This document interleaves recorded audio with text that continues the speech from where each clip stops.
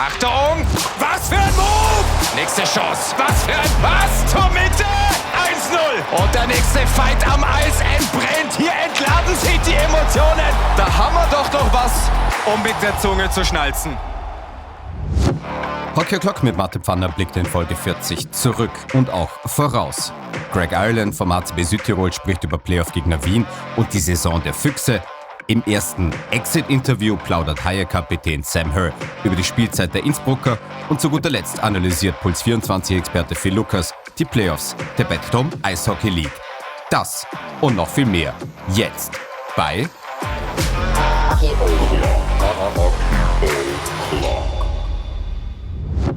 I said it last week on Hockey O'Clock. It's rare that someone gets a repeat appearance, but in those rare instances, those who indeed reappear on the podcast deserve it more than they would know. Obviously, one of the brightest hockey minds in the business. No one or hardly anyone I'd rather talk to as regards hockey is now on the line. He's Greg Ireland, head coach of HCB Südtirol Alperia. Coach, glad to have you on the podcast again. Thank you very much. And I was going to say, and to counter that, I'm surprised I've been invited back on. I'm surprised you didn't have more complaints from the first time. But all joking aside, I appreciate it. And it's always great to talk hockey and life with you. Coach, we're looking ahead to a great semifinal series. It's going to be you against the Spuso Vienna Capitals. How much preparation has already gone into the series? And we're recording this on a Friday. Series starts on Sunday. And how much work is still left to be done? Well, I think just before we get into our series, I think both series are going to be great. We got four very good teams that have had very good seasons. And it's not like any other season. It's been a season where we've had to put up with a lot of distraction, a lot of adversities, and hats off and congratulations to all four teams, because to be able to get here through that and be that consistent has been tougher than any season before. But going to your question, we've done a lot of work, as I know that the other team will as well. We've been really putting together the video and trying to break them down and get our game. I still don't think our game was at its best in the last series. I think we were good in spurts, and I think now our guys are, the senses have to be alert that they know what a quality group we're facing in Vienna, and we're going to have to be at our best. But practices have been very good. We've still got more work we want to lay down. Another practice tomorrow, another video session, and again, it's an ongoing chess match through the series as well. So that's the way I look at this, the preparation for the series. I want to talk about the dynamics of a best of seven series as well, but first, if you take an opponent like Vienna, and coincidentally enough, the other week I had Peter Dreisaitl on the podcast, and he talked about how he prepared for Bolzano and provided me and the listeners with a couple of insights. If you try to break down a team like Vienna, obviously highly skilled, tremendous speed, good goaltending, where do you start? Well, I think the thing that we do all season with our group, and not necessarily just about Vienna, but is you want to look for, what they do system-wise, what their tendencies are, what they do when they're at their best, what they do when they're under pressure. You want to be able to look at, again, individuals, who are their go-to guys? How are they used? When did they use them? What are their keys? What drives their game? Where are their strengths? Where are their areas that maybe, that you can attack a little bit? So I think overall there's always a lot of work. And, nowadays with the way the game is videoed, the way it's broken down, the way as coaches, we spend so much time on it. You could do this nonstop 24 hours a day, trying to break a team down, but you're trying to, I think the one thing though you have to remember is that, and as a younger coach, probably I've done this where you put so much emphasis on the other team because you want to give your team all that information. And then what happens is you provide too much distraction for your own team to get away from, what makes you go, what makes you successful. So you have to find a balance of this is what they do. This is what they like to do. This is how they're going to play in these moments for the most part. But we still got to play our game. And when you get to this, like I said to you before, I think it's when you have a 1-8, 2-7, like a high rank and a low rank team, the lower ranked team comes in and they really want to try to create an upset. So all their guys are knowing, hey, we're playing the team that's been way up in the standings, had a better year than us. We're going to have to check. We're going to have to be simple. We're going to have to dump pucks in. We're going to have to, we're going to have to do all these good things. And they're willing to do it and play a little bit more humble and be harder to play against. And that top ranked seed, if they're not careful, they can get upset because, you get, you can get broken down that way. But when you get to two high end teams, both teams are really striving to play their game and keep the focus on how they play, at the same time keeping an eye on their opponent and making sure they're aware of what their tendencies are, whether it's on the forecheck, on their breakouts, their power play, their penalty kill, face-off alignments, and so on. So I think you have to have a very good balance. You got, all of us got to this situation this year by playing a certain way. And we want to make sure that we're able to make our teams feel confident in our games. At the same time, make, minor adjustments where we need to do that. Petri Matikainen, KC head coach, during their series against Villach, had an interesting take before game 1. He said the series won't start before game 3, or it starts during or before game 3. How do you see that comment? Is that really the best game, that it's a 2-game stretch to really get a feel for the opponent in a series? Well, you've got to be careful saying that too, because those first 2 games get away from you, then it changes your perspective. Now you're down 0-2. And you're tense, your team's nervous, they lack confidence, they haven't been able to find the success that they want. And now you're going into game 3. Yes, you're desperate, but you're on pins and needles. I say this and I maintain this all the time. Michael Jordan said it. We had when I was with Lugano, we brought on a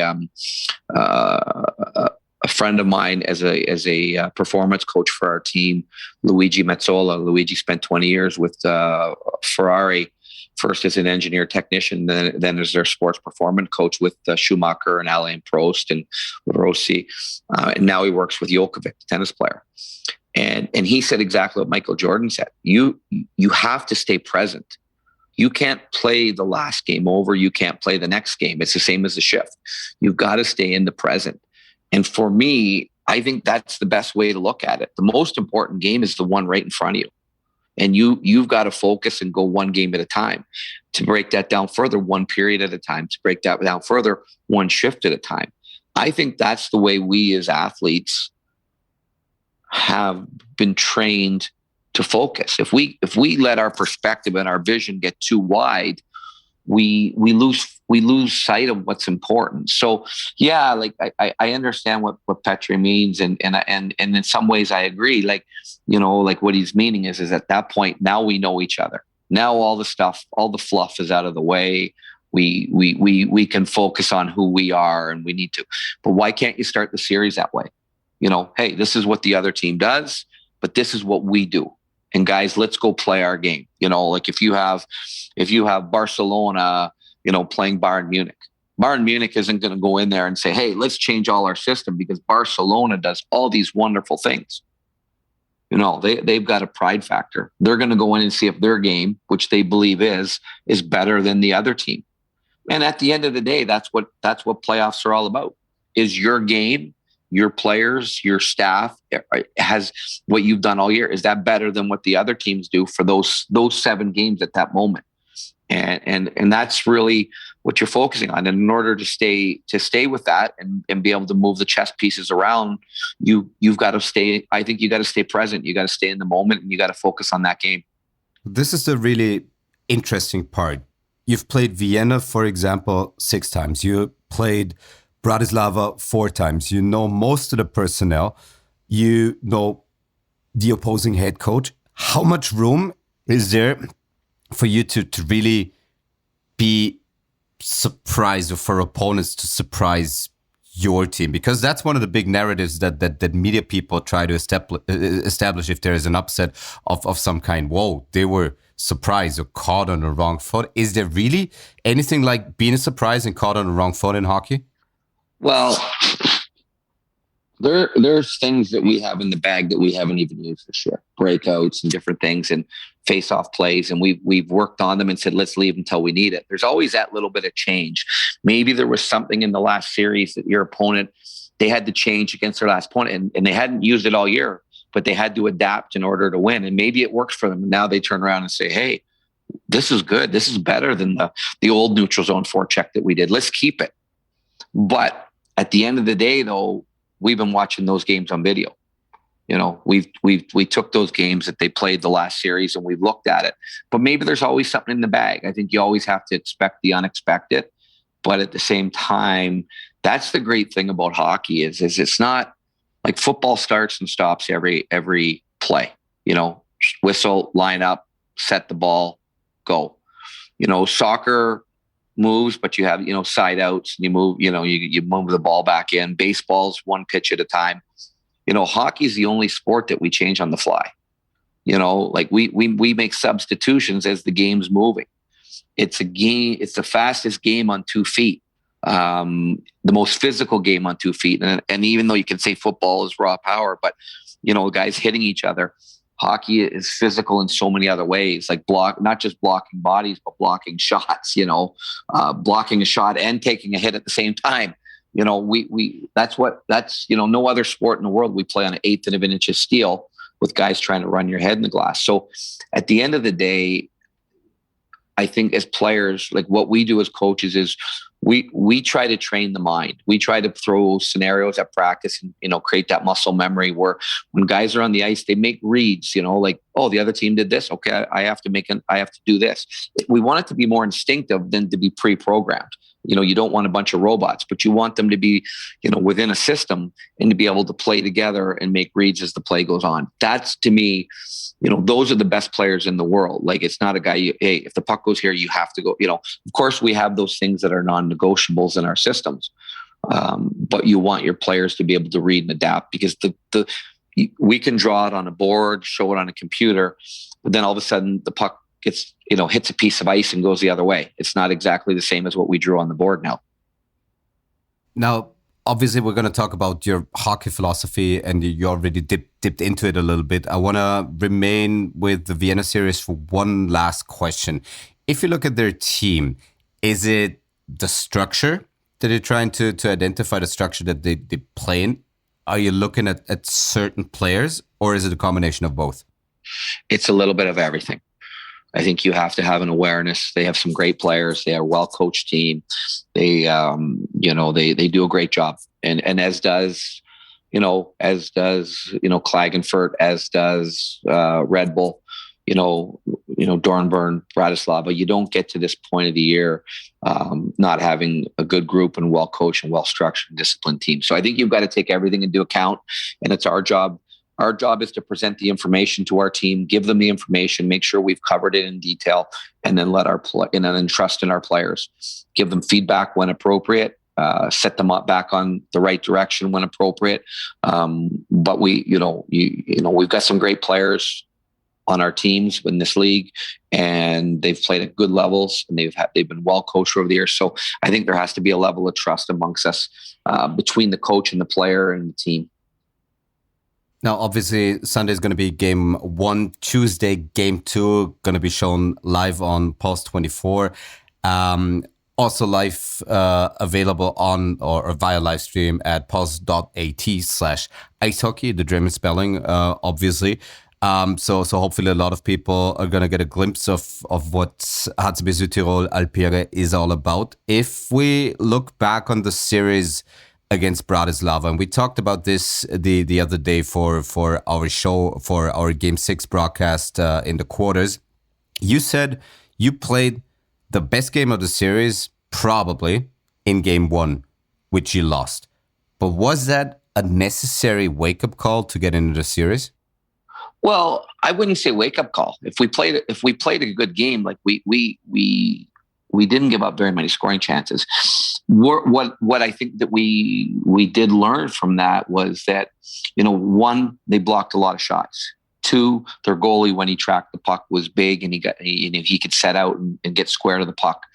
And we didn't create enough screens and off center deflections, and we weren't positioned to capitalize on rebounds as much as I would like. But I think puck control, speed, tempo, we were at our best in that game. Now through the tugs and pulls and the ebbs and flows of the series, you give credit to the other team. We knew going in what a good team they were, the depth they had, and guys like Holtz, who was a heck of a hockey player. I really have a lot of respect for him. I thought you could see in that last period of the last game, he was trying to put that on his back. And they've got veteran guys like Kostichin and Bubala, but the one thing is, I think their goalie stepped up and was a lot better in playoffs than he was in the regular season that we saw. And they saw him a lot more, so they may disagree with that. But I thought the two things that were significant for them was the goaltender made a lot of real good saves, initial saves, and their D did a great job of fronting pucks and not letting them get through to the net clean as well. They had a lot of block shots. And, there was moments where, maybe if we had did a little bit better job of creating those screens and getting guys off the back post for rebounds and using the pads as a passing board, quite honestly, then maybe you're able to capitalize. But that's how the series go. I think it was a great challenge for us, and probably was what we needed in that first round: a hard, physical, tough fought grind each game, and that gets your senses going. We're talking, or already talking, about narratives that media members try to establish, and obviously we're always looking for things to talk about in a series, and that regard, we're also or like to talk about turning points. Are there turning points in playoff series from your regard? Well, absolutely, because it's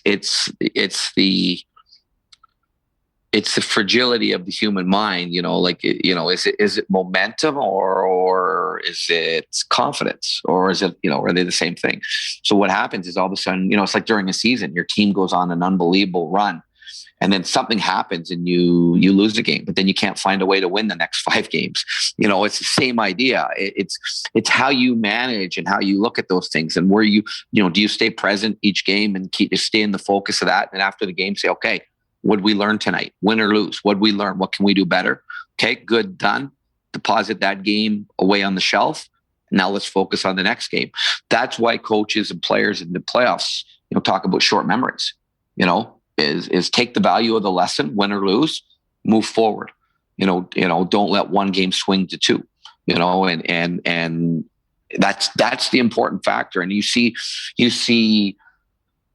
teams and players that have success. Like, a lot of stuff I'm talking about is very general. It's not necessarily our what we're doing for Vienna, but it's way things. I think successful teams and players, they handle things, and that's why teams that have sustained success, they keep their focus on what's important, and they have a healthy perspective. They don't live and die off one game or one loss, and it's understanding that, there's a way to do things and a process. If you take care of your process night in, night out, the wins will find you. But if you say, I got to win tonight, I have to win, then it becomes more elusive. You can't focus on the end result. You got to make sure, so if you lose tonight, let's say you're playing a series, you lose game 1 tonight, or you lose game 4 tonight, you can't let that lead to the next game. You gotta extract what you need from there, make your adjustment, and then you got to go in tomorrow and say, okay, all we have to do tonight is we have to do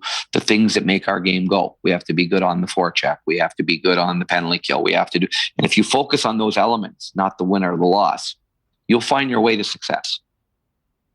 But if we're looking or trying to identify turning points in the Bratislava-Bolzano series, is there one, or are there more than one? There's always more than one. And I think it can be from game to game. Where you see a swing is if a team is up by a number of games. Let's say one team's up 3-1, and then all of a sudden, let's say a team wins a huge game and then swings and comes back. Now that's a swing in a series. But again, do you let it go from game to game, or do you finish it there and then rebound the next one?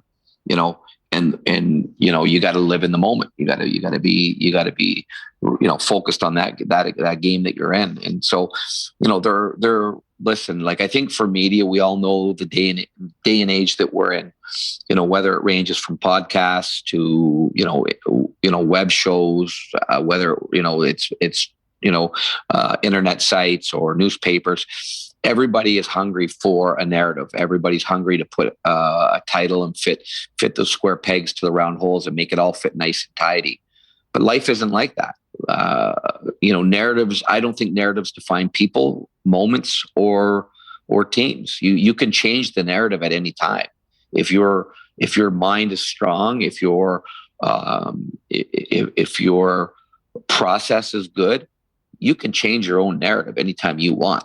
It's just that, as I understand from the media, you want to try to tidy things up and present it to your viewer in the best and easiest way possible. Because quite honestly, a lot of the media, a lot of the viewers haven't had the experience of being in these moments and understanding the pressures and the stresses, but also the preparations and the strengths of each of these players and teams that are in there. So for me, is narrative is only what you accept. If someone says, Greg Ireland is this, I can choose to believe it. I can choose to ignore it. I can choose to change it if it's true. I can change it anytime if I'm willing to be that disciplined and I'm willing to be, that focused. So it's all the spin that you want to put on it. It's all the sell in every little package. It's we can get into a much longer podcast. We could talk American politics and left wing media, right wing media, and spin mastering, but at the end of the day, that's not for us. Apart from the fact that I don't believe a lot of people would want to listen to a Canadian and an Austrian picking apart American politics, even though we might have some valid takes.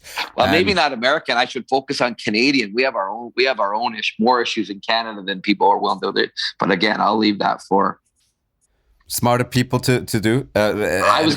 From my standpoint. I was going to say smaller minds, but okay.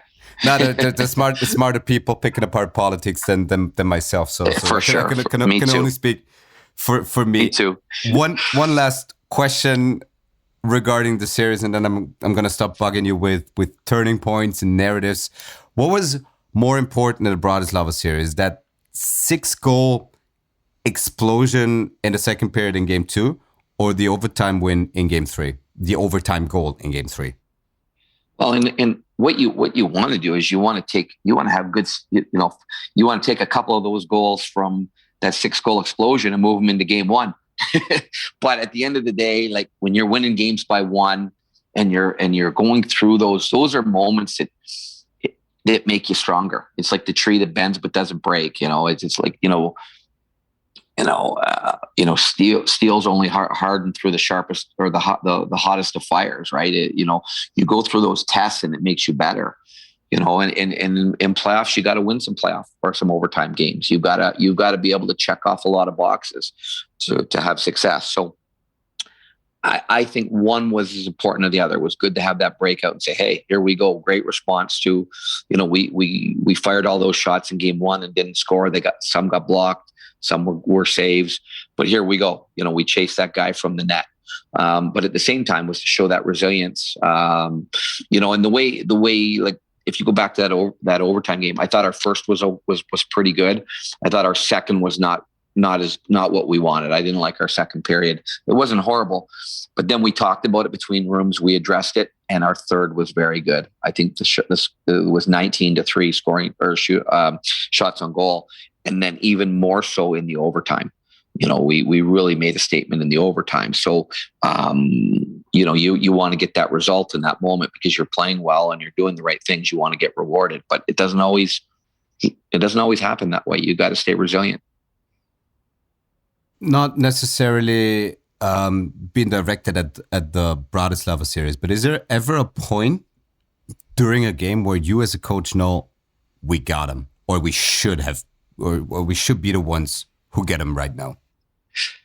You got to be careful with that, I think, because like I said, this game, you got to show humility in hockey. I'm a huge believer that hockey has a funny way of work and the hardest working people. It might not be in that shift or that game, but if you stay consistent, it will. So as soon as you kind of get that arrogancy, you might say to yourself, okay, we're pushing this where we want. How do we keep this going? That's a phrase that I would probably, hey, great period, last period, guys. We did a lot. We've got them on their heels, but in order to sustain that, we've got to do this and this. Now, you got to be ready. You got to be ready because things can turn on a dime in any moment, and you've got to make sure that you again stay shift to shift. You've already sung high praise as regards all the other participants in the playoff semifinals. It's the first time in 10 years that the top 4 seeds have indeed advanced to semifinals. If you had to look for a lowest common denominator that ties all those 4 teams together, what would that be?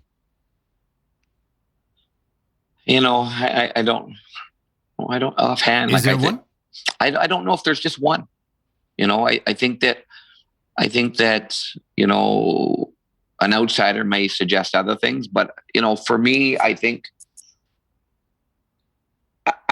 you have 4 programs that have had sustained success over the last 10 years. And, whether you look at programs like Frölunda, Detroit Red Wings in their prime, the Montreal Canadiens over the years, New York Yankees, you look at programs, teams don't just have success year after year by luck. There's a lot of people behind the scenes, doing a lot of good things.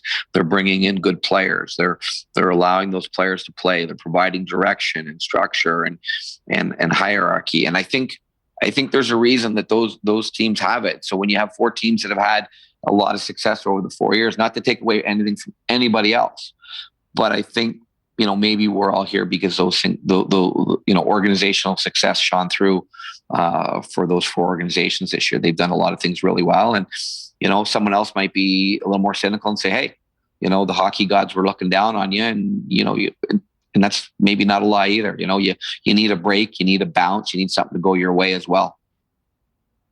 Now, the last time you appeared on the podcast, it was October 27th, and you had an interesting take on how you put together your team. And I hope I quote you correctly. You said you were looking to put together the team that was able to take the most crap over this campaign.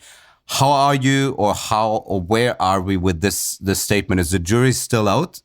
Is this one going to be assessed after the season, whenever it ends, or do you already know that you got the team that can take the most crap? Well, I think there's 4 teams right now that believe that they're in that. And when I said, for the people listening, out there, that what I meant was, with the COVID, with adversity. The stuff adversities that we were confronted with. Like for us, our first game of the year was called off, but we were 30 minutes out of Bratislava when we turned around with 7 guys on the bus that we just found out test positive.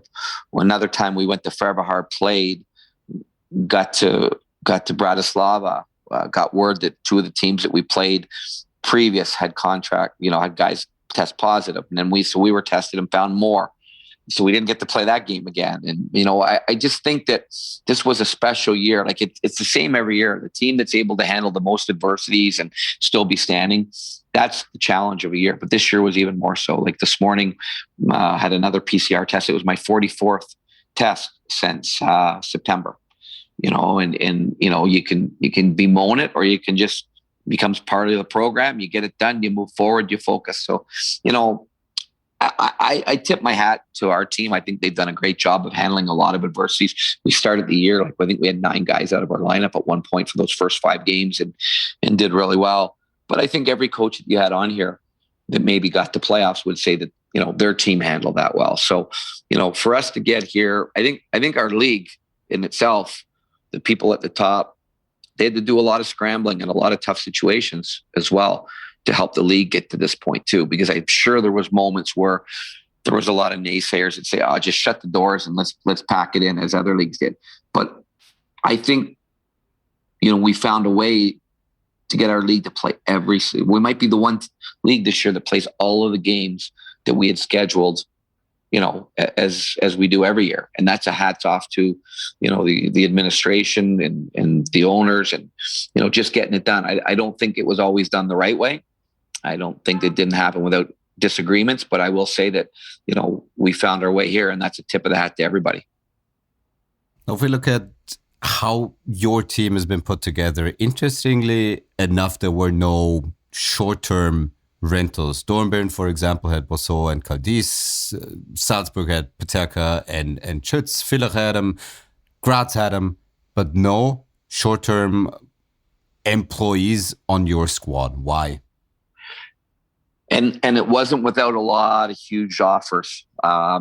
No less than probably 8 teams called. I have, teams that I've worked with before and some people that I know really well, and threw some good names at us, and they were tempting. But I think there's the reason for us was that there's a couple things that come through my mind when we discussed it. One is I'm a really loyal guy, and we had some guys here that, I didn't want to, kick them to the curb and bring in someone else with an NHL contract, or, it was a lot cheaper, obviously, maybe, or, and at the same time, you had some guys that had never been to Europe before. And I think coming here the first time is an experience. Some guys take right off and excel. And there's guys that take a year or two that it's a big change for them for different reasons, whether it's culture, language, style of game, whatever. And it's a bit of a roll of the dice. The other thing is you bring a guy in, you put a lot of time and effort to work with him, and we create chemistry and balance within your team. And then at some point he's leaving. And, is he fully invested? You never know. You never know from player to player if they're going to come in and be fully invested. I will tell you an instance. We played a team this year. I won't say who the player was. He is on an NHL taxi squad now. And we were playing them, and it was, it was a tough game, and I have a lot of respect for their coach. And the player turned to our bench before a faceoff, and I was surprised. I heard he say, "Hey guys, don't worry, I'm not going full out tonight. I'm leaving here tomorrow."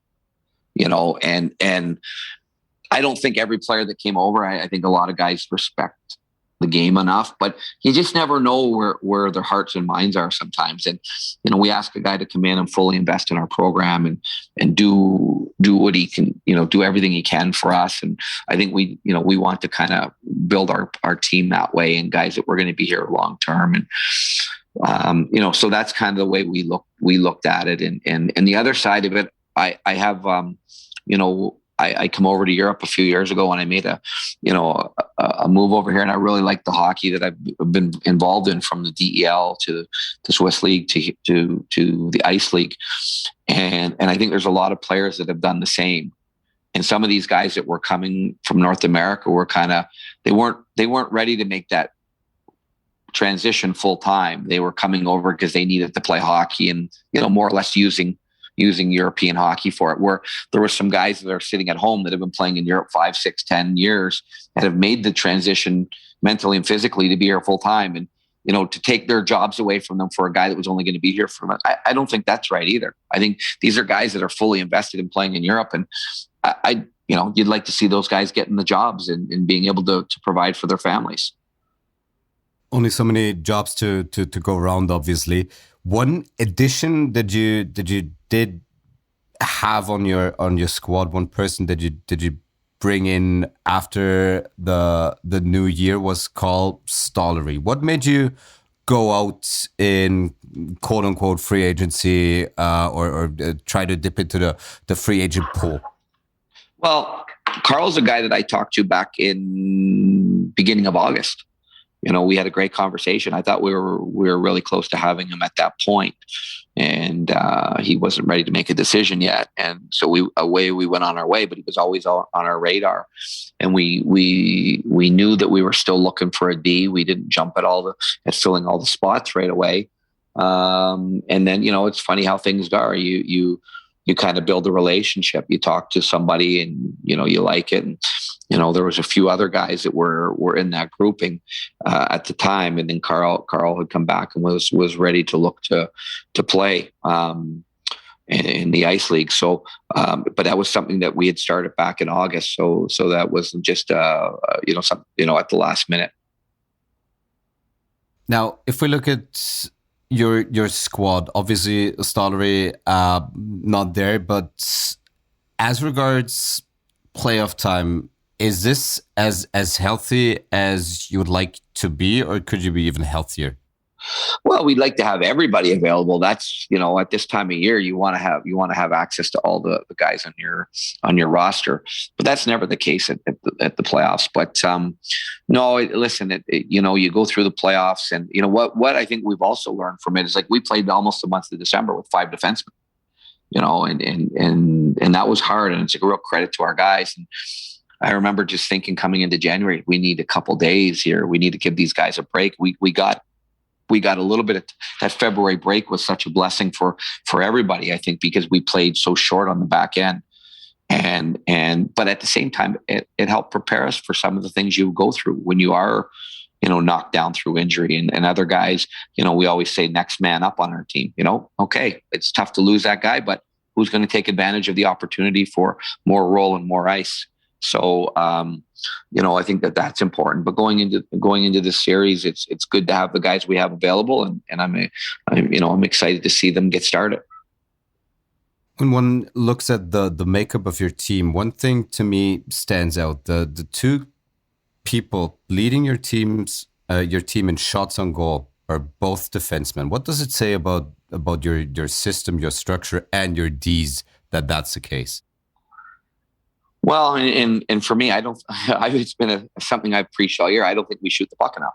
I think there's teams that really do a good job of funneling pucks to the net, but, some teams also, they shoot, at inopportune times. There's no one in front, or from bad angles, or really long distances with no one there. So it's a slippery slope, so to speak. But, for us, we want to have, as we talked about earlier off ice, is the 5-man support. We want to have everybody involved defensively, and everybody involved transitionally, and everybody involved offensively. But we want our D to be involved in the offense. And so if they're able to generate attack from those positions, that gives us another weapon. Now, I also brought you on the podcast, and I want to conclude the stuff about the season and about the playoffs, and we'll know more in a couple of weeks' time on who's hoisting the trophy and who goes home disappointed. Also brought you on because you're a connoisseur of the game. You're one of the forward-thinking head coaches, not only in this league but basically in Europe and in the entire hockey world. The biggest question at the start of this conversation: what's the state of the game of hockey? Is it in a good shape? Yeah, like I think when you look at the game, there's always things that at that time are concerns, or some people may jump and say the game's not as good as it was. It's not as physical, For a while we thought that, having a guy on your team that dropped the gloves on a regular basis wasn't going to be there anymore. All of a sudden this year, the NHL opens and it's back more than ever, and I had a chance the other night to watch 2 of my former players that were teammates for 3 years go at it pretty good, and Curtis McDermott and Curtis Gabriel, so that part of the game's picking up. But I think why the game is in a really good state, why I look at it with rose-colored glasses and optimistically, is because I look at the way the game is growing in so many different areas. The diversification, the women's game is growing, and the involvement of women in all the different aspects. I think I've always been a proud guy that, I always said in Toronto, if you went into a hockey rink and looked at a youth hockey team, you would have, people from 5 to 10 different ethnicities on a team. It's something that you don't see worldwide, but the game is growing in such great direction that way. I think the way that forward-thinking coaches are looking is we're sharing information. This past year has brought us closer with these Zoom chats, and the willingness to share new information to help the game grow, to try new ideas, to think outside the box, is to push the envelope of skill development and bring it, incorporate it, and blend it with our systems. Is to show how we can impact the game better as coaches, as players. I really think that there's always things that we want to see get better, but I think the game is growing like no other sport. And we see the diversity, the way that you guys broadcast the NHL games, are selling the NHL games. Some people may say, oh, well, that hurts, the ice league if people are watching NHL. Not at all. Not at all. It creates more interest. It gets more people that normally wouldn't see a game. Some guy happens to say, hey, I'm going to tune into Martin and Greg, this NHL thing. My neighbor told me I'm going to watch it. And they go, wow, what is this game? You mean there's a team? I live in Linz. There's a team in Linz I can watch. This is how we grow the game. This is how we make the game better. We're all trying to sell the greatest game in the world and share the secret that maybe many people around the globe don't know how great it is. And I think that that's what makes it special. Obviously, no one can see the future. No one could have foreseen the pandemic that we currently have to deal with. But if we talk again in 5 years' time, where do you think the game of hockey will be heading? I think we're going to see hockey played in countries where we've never suspected that it would be played. We're going to see an increase in the scouting, which we already have. Yes, for the last 20, 30 years, we've known about players from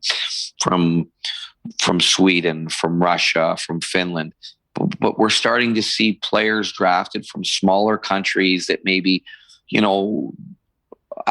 haven't been looked at globally. Yeah, like look at the pick and Marco Rossi, and then you're looking at guys from Hungary, and would it be a great thing to see an Italian player play in the NHL? Absolutely, and that's what my message is back to kids in Canada when I say to them, don't be arrogant about the game, thinking because you play for the Toronto Marlboros in the top youth hockey, the largest youth hockey league in the world, that you're just automatically going to get there. There's some kid on the shooting pucks and against the back wall on a farm somewhere in an obscure city and country in Europe.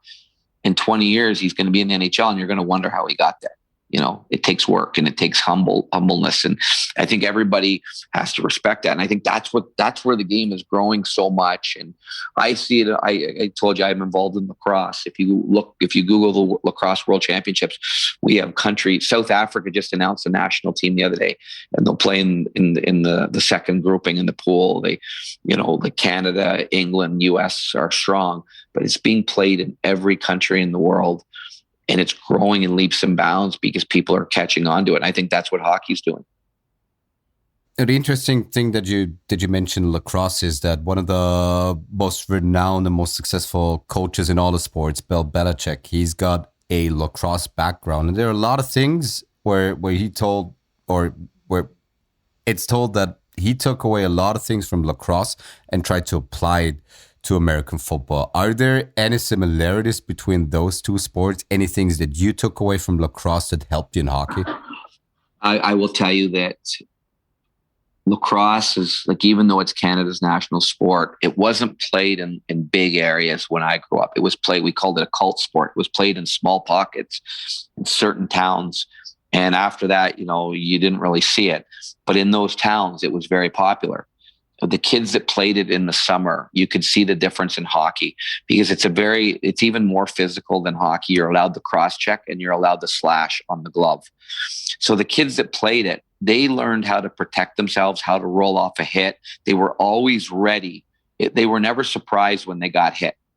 They learned how to invite a cross check and then roll off of it and be able to move their feet out of it. And we learned how to, like when I was playing hockey in the lacrosse, I was really good at tipping pucks in front. That came from the eye-hand coordination of catching balls, be thrown at you at over 100 kilometers an hour.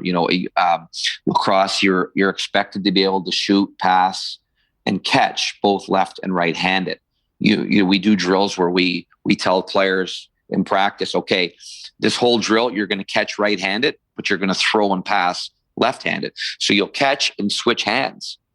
And, could you imagine a pitcher going up to the mound? He turns his back to put the glove in and he switches and throws righty. This one, the next one, he throws lefty. the batter is confused. But that's what a goalie has to encounter. So I think that dexterity, the physicality, the running, the cardio, the way that the game is played in a team way is very, very similar to hockey, basketball, and soccer. So I think there's a lot of transfer. And that's why I'm a huge believer in kids playing other sports. It's very healthy. Those soccer kids out there now, give hockey a try. You might be able to bring things back from one to the other. And I think it's really important for kids to try all these different sports, because I tell my two sons is, don't play hockey because it's my sport. Go find your own. Try, my oldest boy, he took fencing. He's tried everything. Tennis, go find where your passion breeds, because it's different from person to person, and you never know until you try. I want to take listeners back to the one instance where you said that you had those Zoom meetings with coaches. You've been on different panels. When the brightest coaching minds in Europe and out of other leagues are getting together, what are the points of discussion? What topics are you trying to tackle? Well, I think, traditionally when we've done the coaching clinics, we've said to guys, listen, go up and talk, the presenter, if you're, let's say Scotty Bowman was coming in, Scotty's doing power play. Scotty, go up and talk about power play. I think what we're doing now is we're becoming even more definitive. We're saying, hey, let's go up and talk about this small piece of the power play. Or, hey, from a penalty kill, everybody's using the drop. A lot of teams are using the drop. How are you defending it? We're getting more specific, and we're getting more detailed into small pieces of the game, so that we can expand that instead of being so much more broader and general. And it's really an interesting time, for the game. And there's some great minds. And I think the other thing is just, cognitive thinking, how we train the brain, how the learning process is, how we can stack different skills and different things to present to our players in a more easier communicative way, in order for them to understand it and transfer it to their game. What's been the one takeaway from all those discussions and from those get-togethers that you try to immediately apply, and that has maybe helped you this year? I think for me, and this is where, I did a course 2 years ago. I decided to really, I want to constantly be on the cutting edge and learning from other people and so what I've learned is keep an open mind. Just because you've done something one way and it's always worked, don't hesitate to close your mouth, open your ears, and listen to somebody else who thinks the exact opposite. And I think that has been really important in today's era, because I think in a constantly changing, moving world, as we're seeing, like, who would have predicted 14, 15 months ago where we are? I think you have to expect the unexpected. I think you have to be on the forefront of what's out there. And, when I working with Detroit, when I first worked there, Dave Lewis and Barry Smith were the coaches. Scotty Bowman was around all the time. And then they made the change and Mike Babcock come in. And I know there's a lot of things about there, but people can say, Mike is one of the smartest hockey men I've ever met in my life. And I hear people say, his system's archaic. That's bull. Every team in the NHL is playing a certain style of system right now that is derived from how the Detroit Red Wings at that time, what they brought in. And on that coaching staff, you had tremendous minds. You had Paul McLean, Mike Babcock, Todd McClellan, Jay Woodcroft. And I was very fortunate to be part of that and be around it. And what I learned most importantly from all of those guys was ask questions, not just people in your field, in your sport, in your career scope. Ask questions, like in terms of leadership. What do you might be a guy that runs a big, Fortune 500 company. How do you communicate with your staff? How do you build confidence? And how do you, I'm really interested in that type of leadership. And so a couple of years ago, I did a certificate, 6-course certificate program in elite performance leadership out of Cornell. And there were 6 different courses. And it was the greatest thing. I was in these courses with people from the military, from big companies, It wasn't just sports people. So you really open your mind to how, people with different training and different focuses do things. And I think that that's what I'm learning through these Zoom meetings is keep an open mind, listen to people. It doesn't matter what level they're at. Like there's guys coaching under 12 somewhere and they're doing things really well. Why wouldn't you listen to how he does it? Because, maybe you can take a piece of that and add it to what you're doing. And, I'm a huge believer in that. Now you're approaching your 30th coaching or head coaching anniversary. It's been quite some time in the business. You were talking about dealing with other head coaches and that exchange. How has dealing with players changed over those almost 3 decades? Well, that may be one of the biggest things I think that as a coach you have to be aware of. I think it's a lot different. I think many years ago when we all started, as players and then transferred to coaching, it was, okay, this is what you're doing, do it or sit down. And there still is always that element of listen, ice is a reward and ice is based on merit and trust. And that's huge, but at the same time, we all know that from generation to generation, there's different ways to connect, to communicate. We're in a very, the social networking is huge.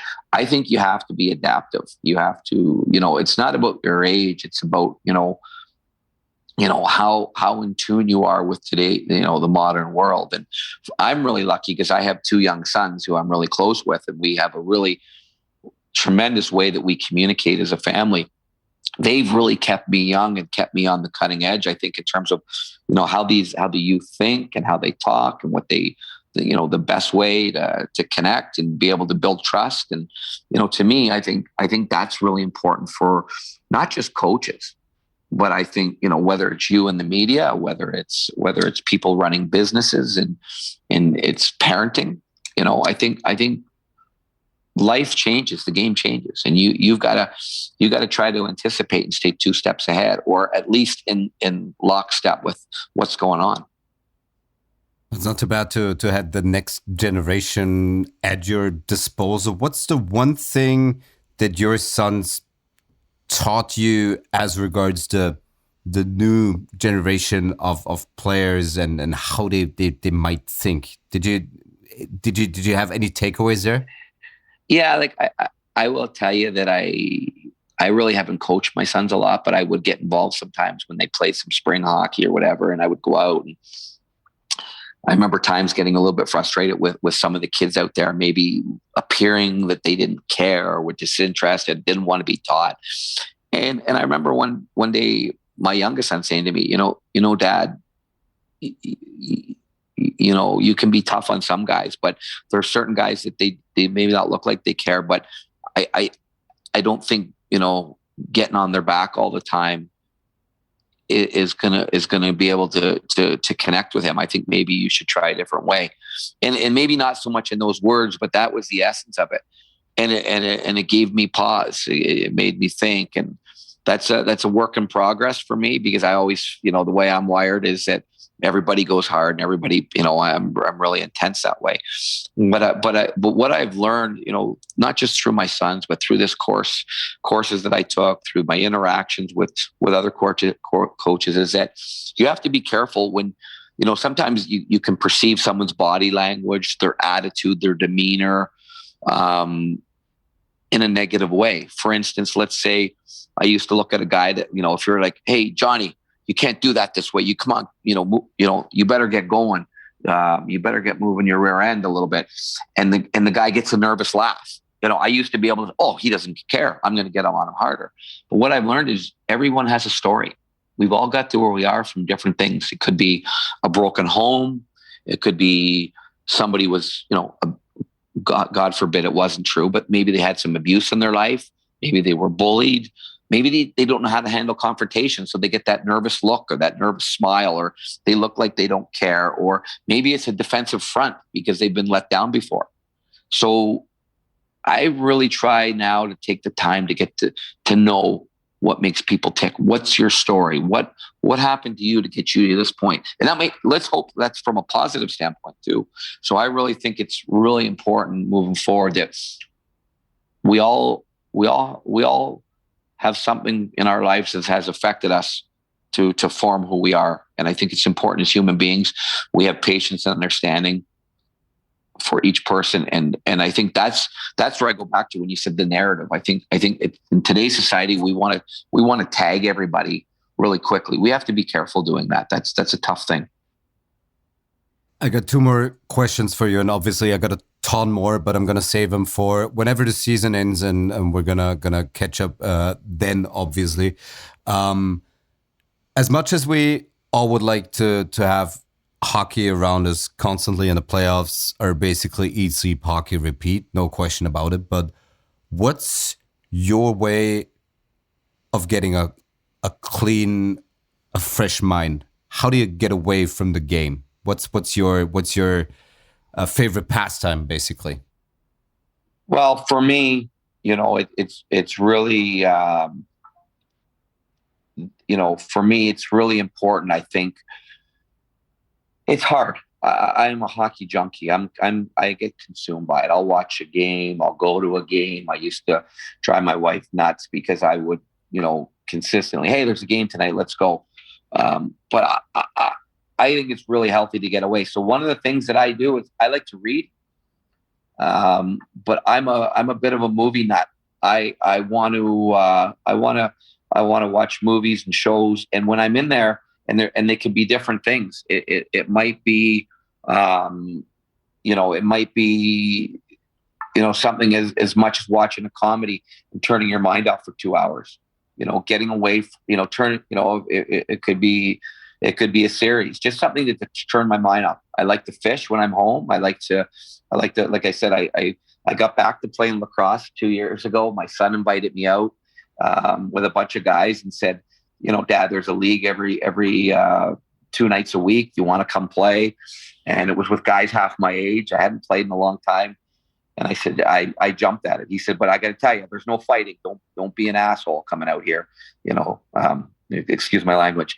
It's not as competitive as you're used to. So, but I live for it. I've really enjoyed playing that and getting out. So I've tried to look for distractions and things like that have allowed me to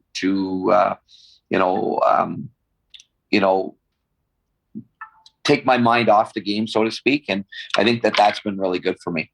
As I said to you too, I've also taken, university courses again, getting my growth mindset going, allowing my learning side of myself to get going again. And I think you get to a certain age and you can get to a point where you stop, opening your mind to learning. And this has helped me to, believe it or not, like it took me halfway through that first course to go, oh, geez, I gotta, it's like getting back to school, and so it was really good for me. Now let's assume this pandemic that we've all had to deal with ends tomorrow. What's the first thing you're gonna do that you can't do right now? Well, for me, I will tell you is I will see my family again. I've been away from Canada since July the 1st. And when I came over, I was supposed to go back in August before we opened here. I didn't get a chance to do it. Then there was times where we were supposed to have my family come over once a month. They haven't been able to do it. So the first thing for me is going to be able to get back with my family and give them a big hug and spend some good family time, which is really, really important for me. The other thing is get together with friends, and that's something that we all haven't been able to do. Get out to a restaurant and be able to sit back and the third thing for me is I'm dying to get out and see some live music in a small venue, not a big concert. I want to see a good band in a small venue, sit back, enjoy a beer and a glass of wine and hear some real good music. Couldn't have put it any better. No better way to conclude this conversation. Coach, always great to talk hockey. Always great to talk life with you. All the best for the upcoming series. All the best for your playoff run. Yeah, thanks. We know it's going to be really tough. We're two good teams that match up well. It's going to be a heck of a battle, and we know that. But that's what we play this game for, and I'm excited. I'm excited to get started.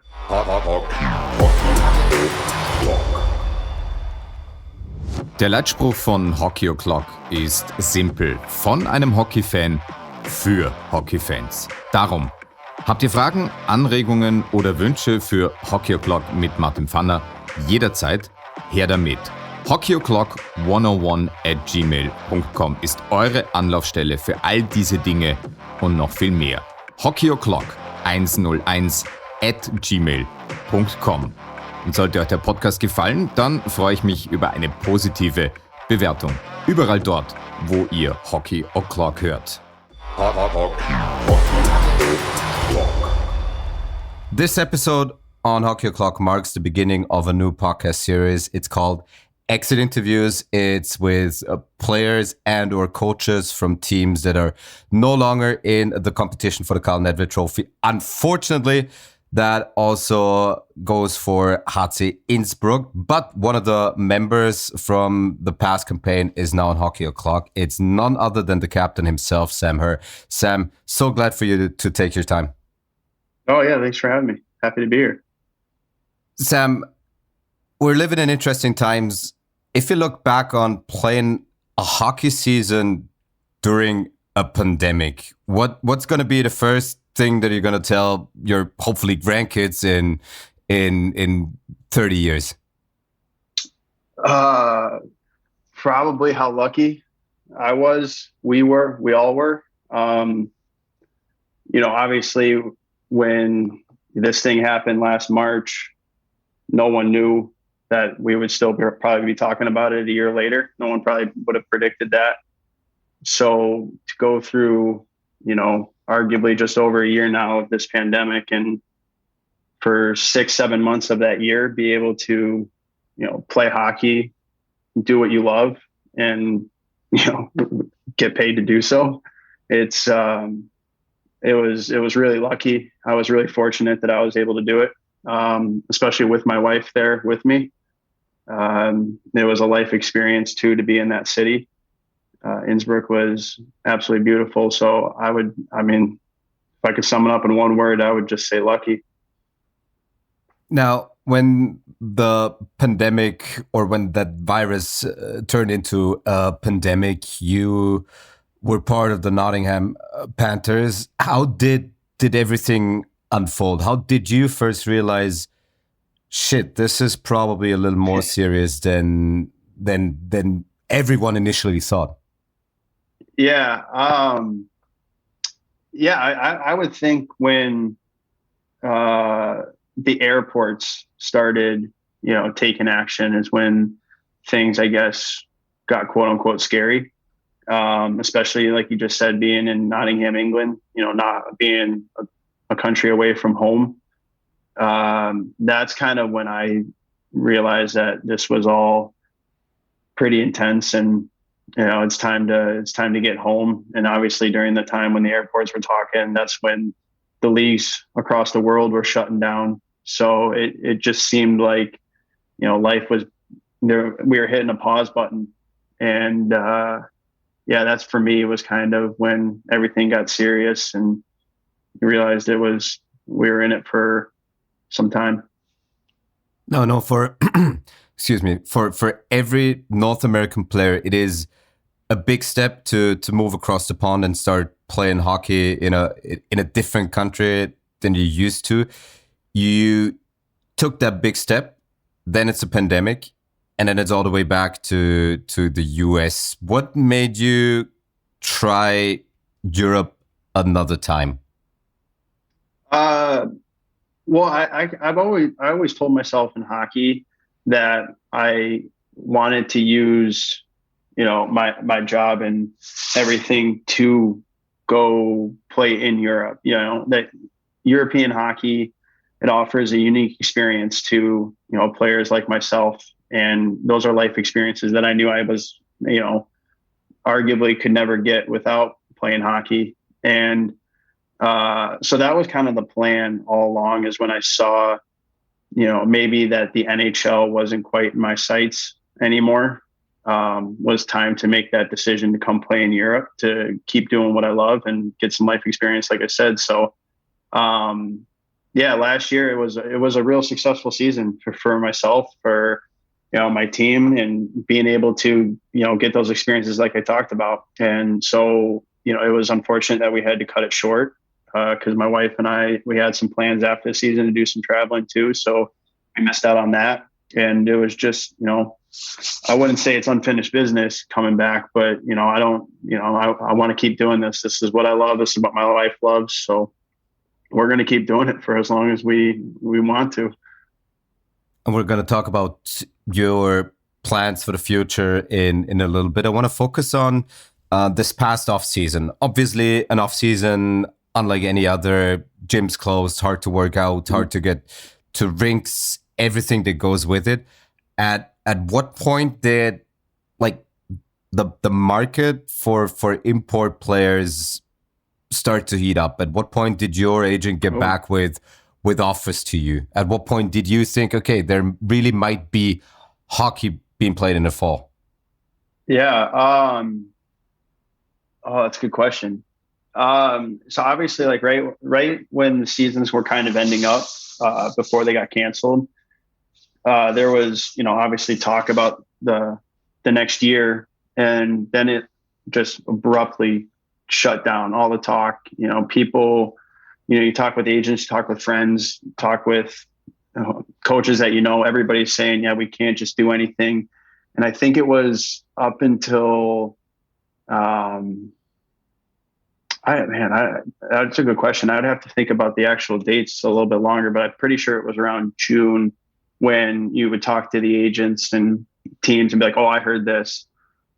This is when the season looks like they want to start. And you hear those kind of rumors, and then you hear your agent say, all right, just give us 2 more weeks, and then maybe we can, start talking contracts and stuff like that. So that's kind of, I think that was June is when I started thinking, okay, there is going to be hockey in the fall. And then it was, obviously great that Austria started up, probably earlier than most leagues too. So yeah, I would have to think about that a little bit longer, but I'm pretty sure June was probably around. The rough estimate is more than enough. It's all about the fans, or it's all about giving the fans a rough idea. So when you were talking to your agents, did you give them like a clean slate of leagues that you'd want to join, or did you give them a specific list with leagues that were on your radar? I was pretty much open to, just about all the leagues, to be honest with you. I was curious to see what was out there. I had a successful season in Nottingham, and I was talking with Nottingham if I was going back to, if life took me back to the IHL, it was probably going to be with them. And, but I was just, I had a good relationship with them, and we were just curious to see what was out there. And I wasn't going to turn down anything based on, what league, what country, or anything like that, because, I just, who would have thought, going to Innsbruck, Austria would be, some of the best months of your life. So I was just open to see what was out there. And yeah, my agent put the feelers out to the leagues, and, Innsbruck came up. So lead me through this moment, or take all of us back to that moment Innsbruck showed interest. What did you know about Innsbruck? What did you know about the Austrian Hockey League at that point? Well, I actually was talking, I did know a little bit about, I'll back up and say I did know a little bit about the Austrian Hockey League. I played against players, I played with players that have played in this league before this season. And, people had great things to say about it. Everybody, I think if you look at North Americans, you could probably say that the people that have been to Austria, they could say that it's an underrated country. Because you're probably surrounded by Germany, Switzerland, those countries might get more notice back in North America about both hockey and, how beautiful the country is. So, but I was talking with, Innsbruck actually towards the end of the Nottingham season. They reached out to my agent. And so I had a goalie on the team, Kevin Carr, who played a little bit in this league too. And he told me all about Innsbruck, and he loved it. And, it was one of the places that, he wishes he can get to. And so hearing him say that, it was a good friend of mine, person I trust, hear him say good things about that place, that kind of stuck with me. And then obviously doing my own research when they started talking to me again in the summer. And yeah, it was just, it's a surreal place. I was excited. Now, a lot of people with ties to the Austrian League played with you, played against you in college. You played with Peter Schneider, fellow Austrian former MVP of the league. When you finally got to Austria and finally touched Austrian ice, what were the first kind of impressions from a playing standpoint? I would probably say how hard it is to individually create scoring chances. Like I said, the year before, I had some success and I did a lot of good things with a lot of my teammates. But there were times where I thought, I was in control of the game with the way I was playing, and I kind of thought that's how it was going to go in this league too. I thought there was going to be moments where I was just going to be able to kind of control the pace of the game, and I was wrong. And that's one thing that I would probably say is one of the reasons why I started slow this year. And it's defended really well. Defenders the D-men have better gaps for one-on-one situations, and they're better in the corners. They're stronger, more physical, and obviously the top end skill is it speaks for itself in this league, and guys know how to score goals and goalies know how to stop the puck. So it shocked me. I was surprised at how good it was. I mean, and that's on myself, because I heard this league was good, and it was one of those things where you needed to play a couple games to realize it. No, Innsbruck is one of the smaller market teams in the Bet-at-Home Ice Hockey League. There's always, a certain degree of turnover with import players and also local players. This time around, it was a little different because the Rob Pauline era just ended. Two young coaches with Mitch O'Keefe and Florian Pedevilla took over. As regards not their inexperience, but them just being pretty new to the coaching sector, did you at any time of the year sense that they face challenges that more veteran head coaches wouldn't? That's a tricky question, because usually with the coaches, whether they're experienced or inexperienced, that's kind of how the team's identity is built. Like, for instance, with our team, we play with a lot of energy, a lot of emotion. And that's because, Mitch and Nino, they were excited for their new, stage in their hockey careers too. And so that rubbed off on the players. And, we found that playing with, the energy that we had had some phenomenal success doing so. I mean, you can't argue that we didn't know how to score some goals.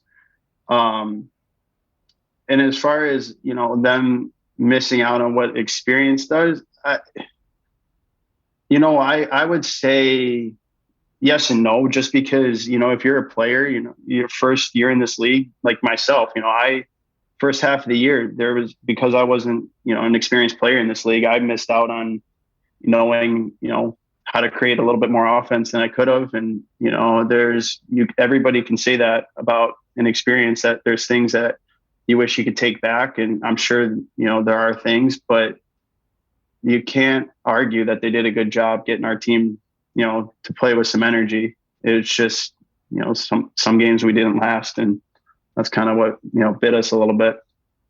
If we just look at your past three head coaches, with Mitch O'Keefe and Tim Wallace, you had two very young guys full of energy that were new to the business. With Mike Stothers at the Ontario Brain, you had someone who'd been a head coach for larger parts of his career. Did you, or is there any difference that you could attribute to those basically two different sets of experience? Yeah, for sure. With Stothers, he was a very, disciplined coach. He taught the game really well, and he taught, the little aspects of the game that make a great player even better. And that's something that I was very fortunate enough to experience with him. And, I would, say nothing but great things about him. But the game is kind of moving in a faster paced way to play. And, with that comes more goals, with that comes more energy, with that might come with a little less defense than, maybe a winning team had 10 years ago. So with that direction, you're going to see a lot of these newer coaches coming in with the energy, for instance, Tim Wallace last year. Yeah, he's a Notre Dame alma mater. So I kind of knew, hit the structures that he tried to, implement, and the strategies that he had. I kind of sensed that from my college days as well. But, he came in with that energy about playing fast, scoring the goals. And, that's where I was glad that I got to be a part of Wallace's first year and Mitch's first year, because, those two coaches, they're both headed in the right direction with how they want their teams to play, with how they want, with how hockey's going in general. And so I was grateful that I got to learn so much from Stothers. And now I'm grateful that I get to learn, Wallace's and Mitch's ideas for hockey too, because they involve, a little faster pace. And yeah, that's where hockey's going. So I'm excited that I got to be a part of it. Now, obviously, you had a good reputation when rumor had it that you'd come to Innsbruck.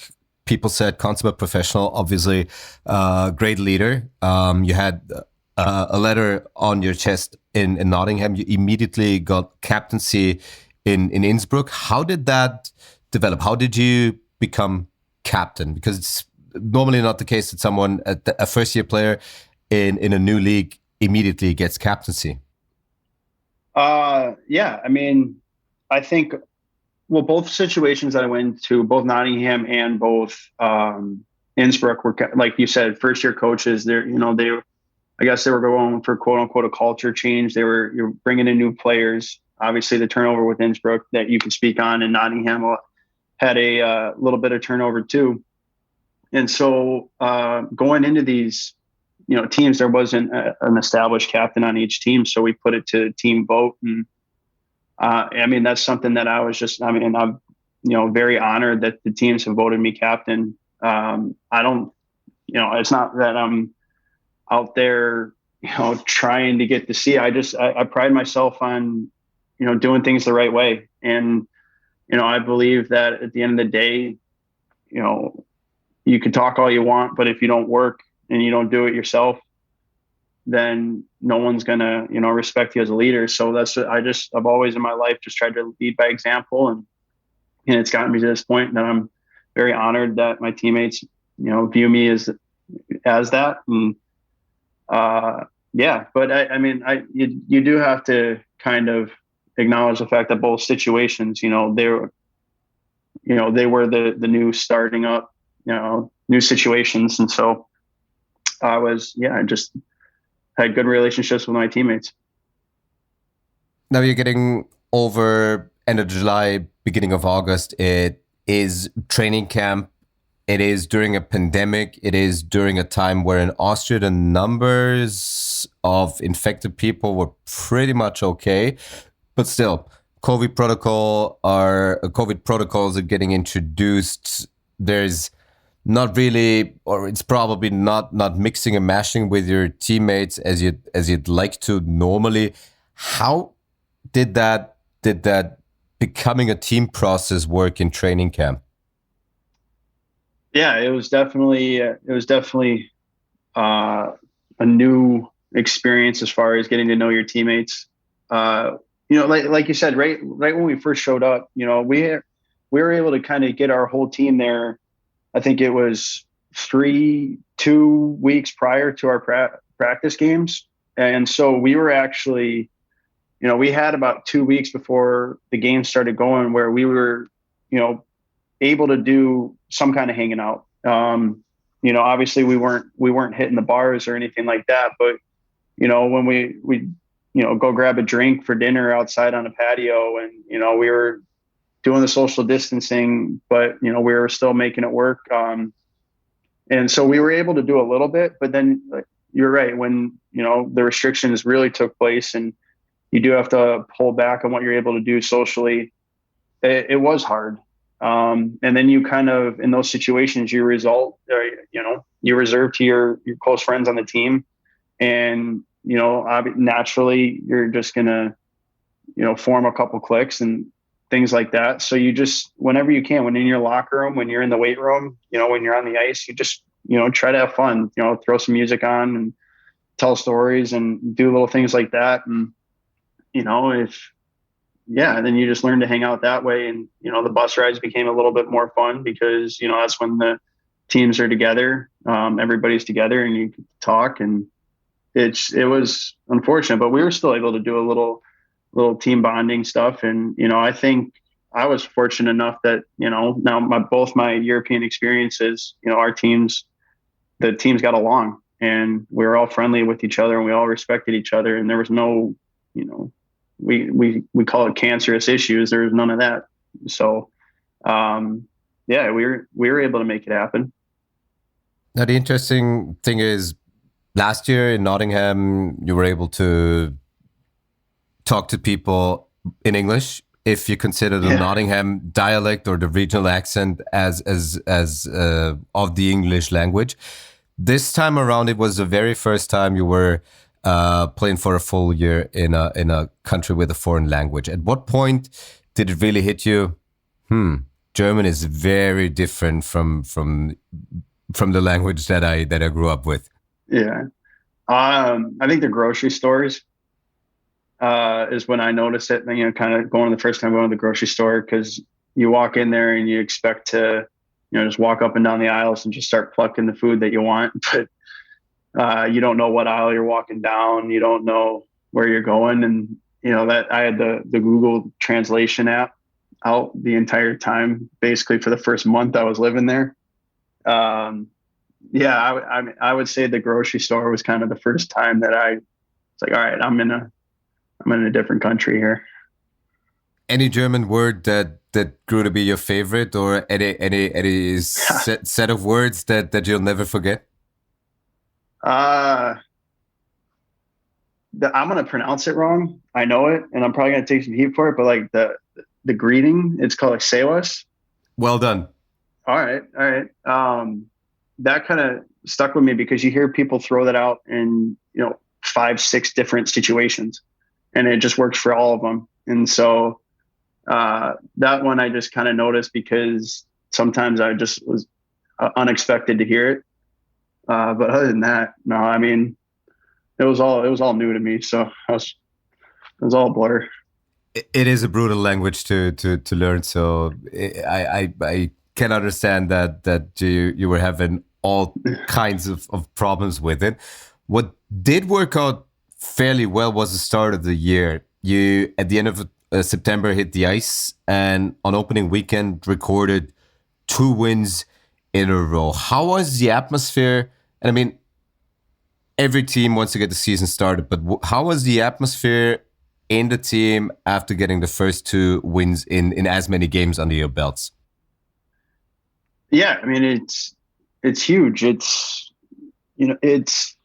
I guess the one thing that, we were really happy about was that during our time, because we were one of the first teams probably that got together before the season started, and we were putting in some work in preseason.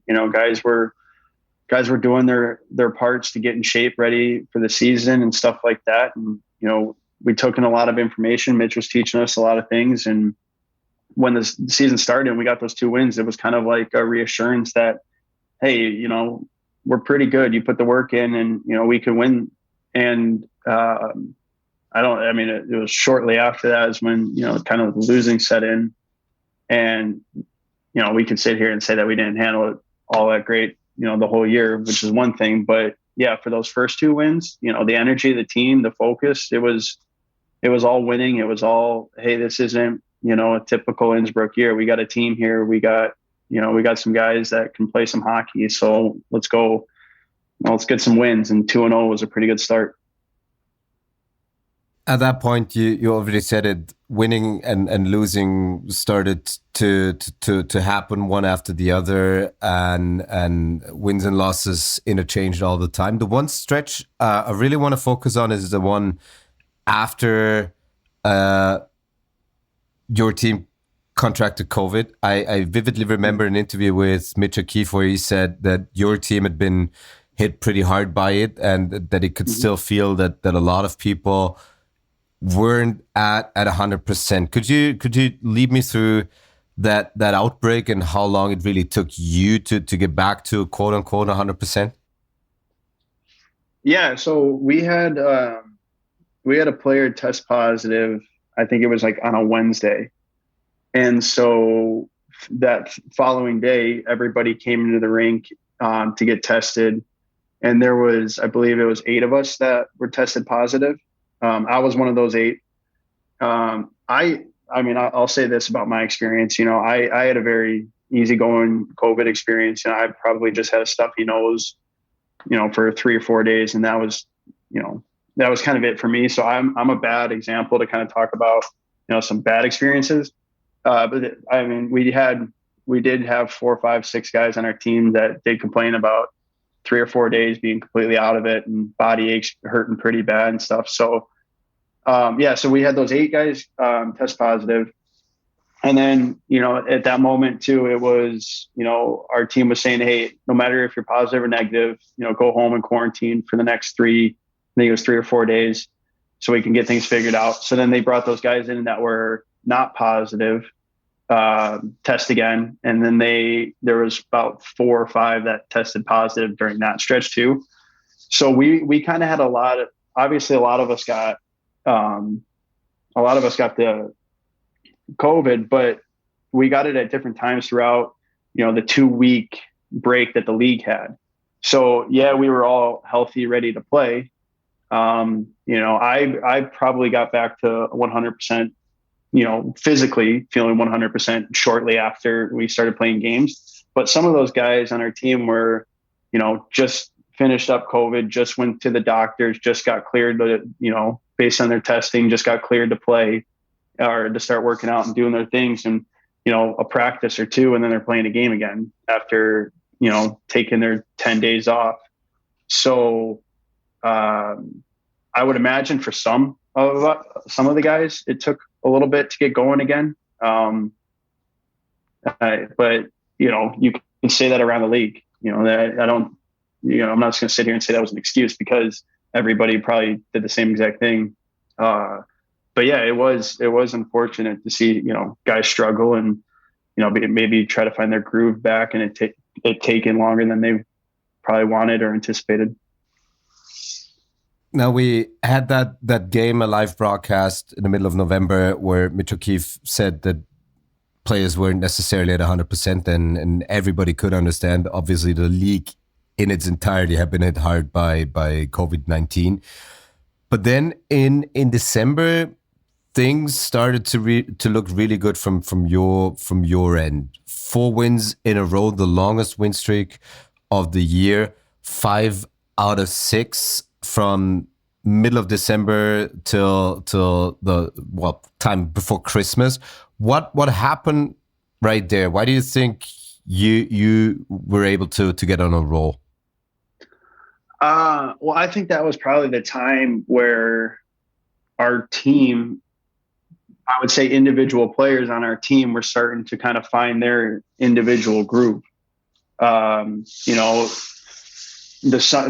summer legs were gone. Now they've played 10 or so hockey games, 10 to 15 games. So, game conditioning is there, playing that high of a pace. You're used to it now. So, your hands are starting to feel a little bit better. Your shot's starting to feel a little bit better. So we were kind of coming into one as a team, and we were playing confident. We were playing, like I said, we were playing with that high energy that we talked about. We were playing with some pace, and we were scoring some goals. And obviously at that time was when Champini and Christopher were kind of putting up numbers that I haven't seen in my recent years as a player. And so that was also pretty cool.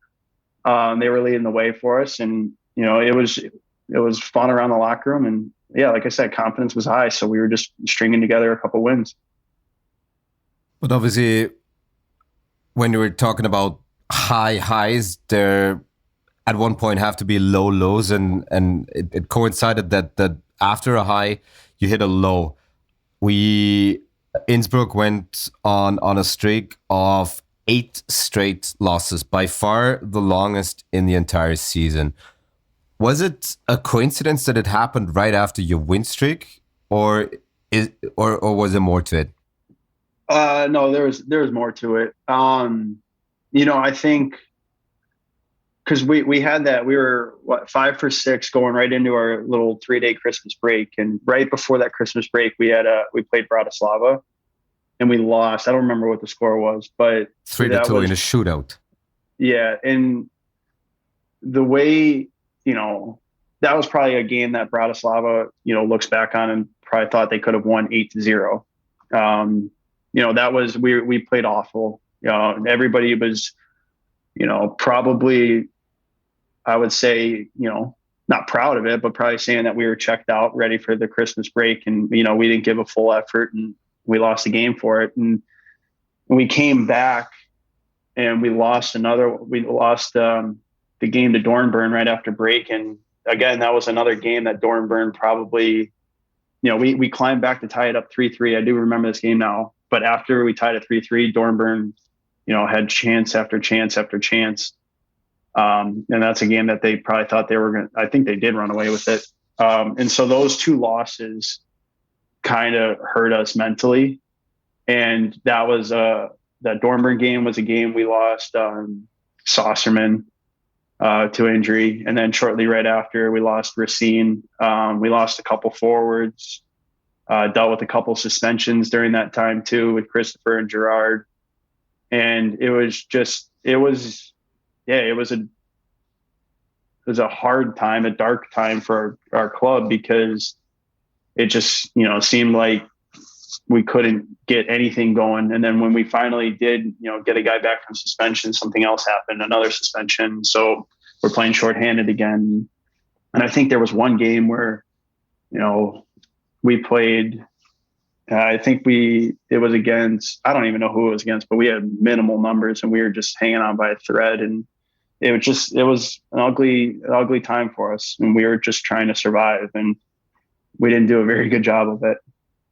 With so much controversy going on, obviously suspensions, lack of depth, and all the things that you mentioned, was there ever a time where you felt you needed to speak up, or was it just not in vain because of the circumstances, but would you have spoken up earlier under other circumstances, and did you speak up? Yeah, I had a talk with the guys actually. It was right before Christmas when I think things were going well. Right before that, because we weren't doing well before our little 5 out of 6 stretch there. And I do remember talking with the guys, just talking about how important it is to win, both for your individual careers and for this this club. We want to there's guys on this team that want to come play for Innsbruck, for multiple years and stuff like that. And, there's guys on the team that want to move on and, try to do great things in the European hockey world. And those things are hard to get when you are on a losing team, because then teams start to think like, oh, you could be great, but, if you're not helping this team win, then how good are you really? And so that was, my message is whatever we have to do to win games, we have to start doing. If you're not shooting the puck, you have to start shooting the puck. If you're not finishing checks, you have to start finishing checks. And that's kind of what I talked about. And then we started seeing success. We started, I'm not saying that was the reason why, but, we started to kind of learn how to win. And then when things weren't, it was, when I said we were kind of just hanging on by a thread, I don't know, maybe this was my fault. I don't think I had a sit down, player meeting type thing during that stretch. But I remember after games, there was times where once Mitch and, Nino were done talking with us, we had the whole team in the locker room, and just everybody was I was just trying to get everybody to speak their mind, throw out reasons why they think this is happening, why we keep losing, all that kind of stuff. And I was at that moment kind of just trying to get everybody involved it was a moment where I needed help too. I was asking my teammates what they think and what it is that maybe they want me to, present Mitch with, or anything like Mitch to present to the players, anything like that. And, that was probably, this was my second year captain. So that was probably a learning curve for me as well too. I was in a losing situation to start last season too. And that was maybe kind of right before I was voted captain. And, I came into it when we were losing, and, we were able to dig ourselves out of it. So I thought maybe, the inevitable was going to happen again this year, but we couldn't really dig ourselves out. So I was looking for help. And, it was once we, did get our players back, and we did realize, okay, let's just start from scratch. And towards the end, we started playing pretty good hockey again too. But yeah, it was hard. Now, when you're talking about that exchange and that communication between you and the head coach, how did it look in or during your everyday business? Was there an open door policy? Was there a weekly meeting, or was there a bi-weekly meeting? How did it look?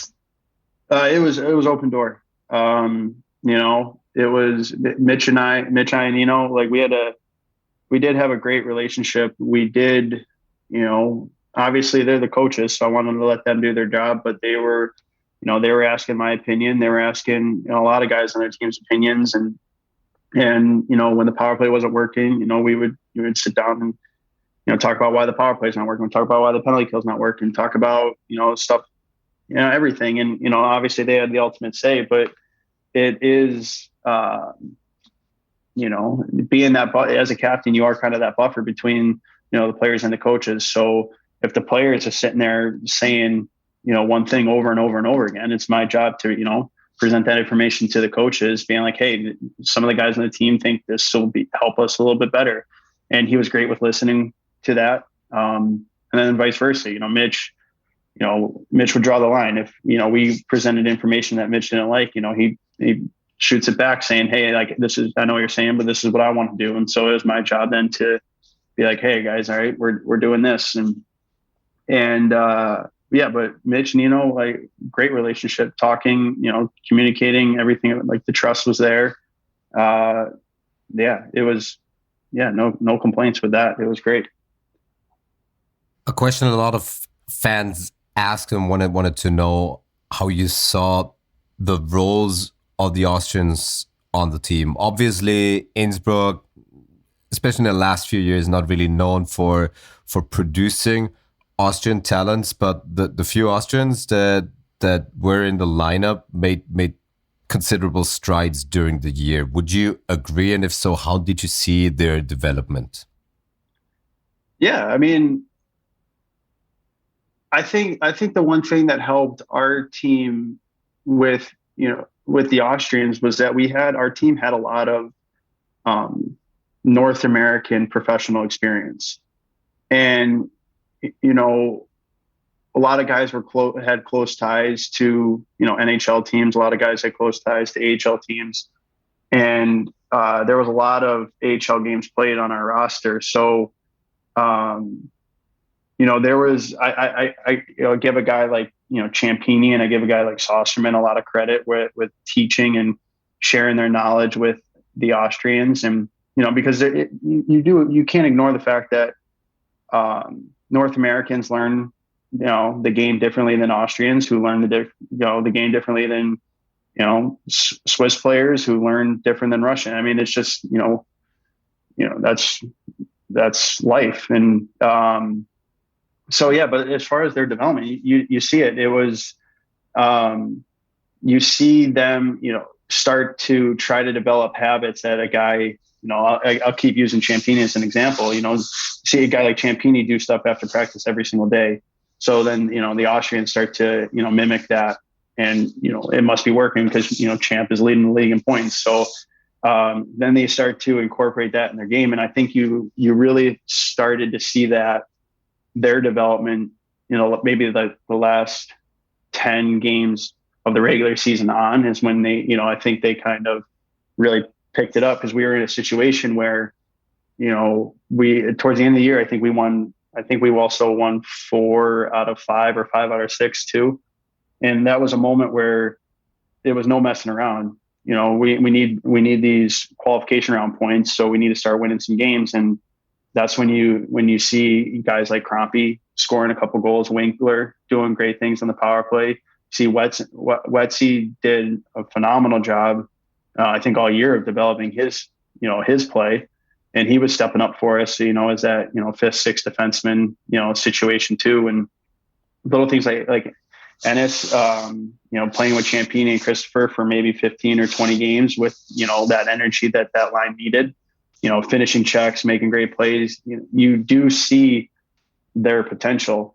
And you do see them working on it. They want to work on it too. That's another thing is, they're all willing to get taught things, in whether it's in video, whether it's on the ice, they want to learn. That's a big part of it too, because you got to get better every single day. So if you're not trying to, then, you're kind of screwed. So it was great to see that. And, they did start to piece together, that was kind of the one thing they started to piece together, the importance of bringing something to the table when, it's not there, so if a game is tight and it's 3-3, well, we have, a guy like Ciampini scoring some goals, G and I might be doing our thing or whatever. And then we need a penalty kill. So you get a guy like Mater going out and blocking a huge shot.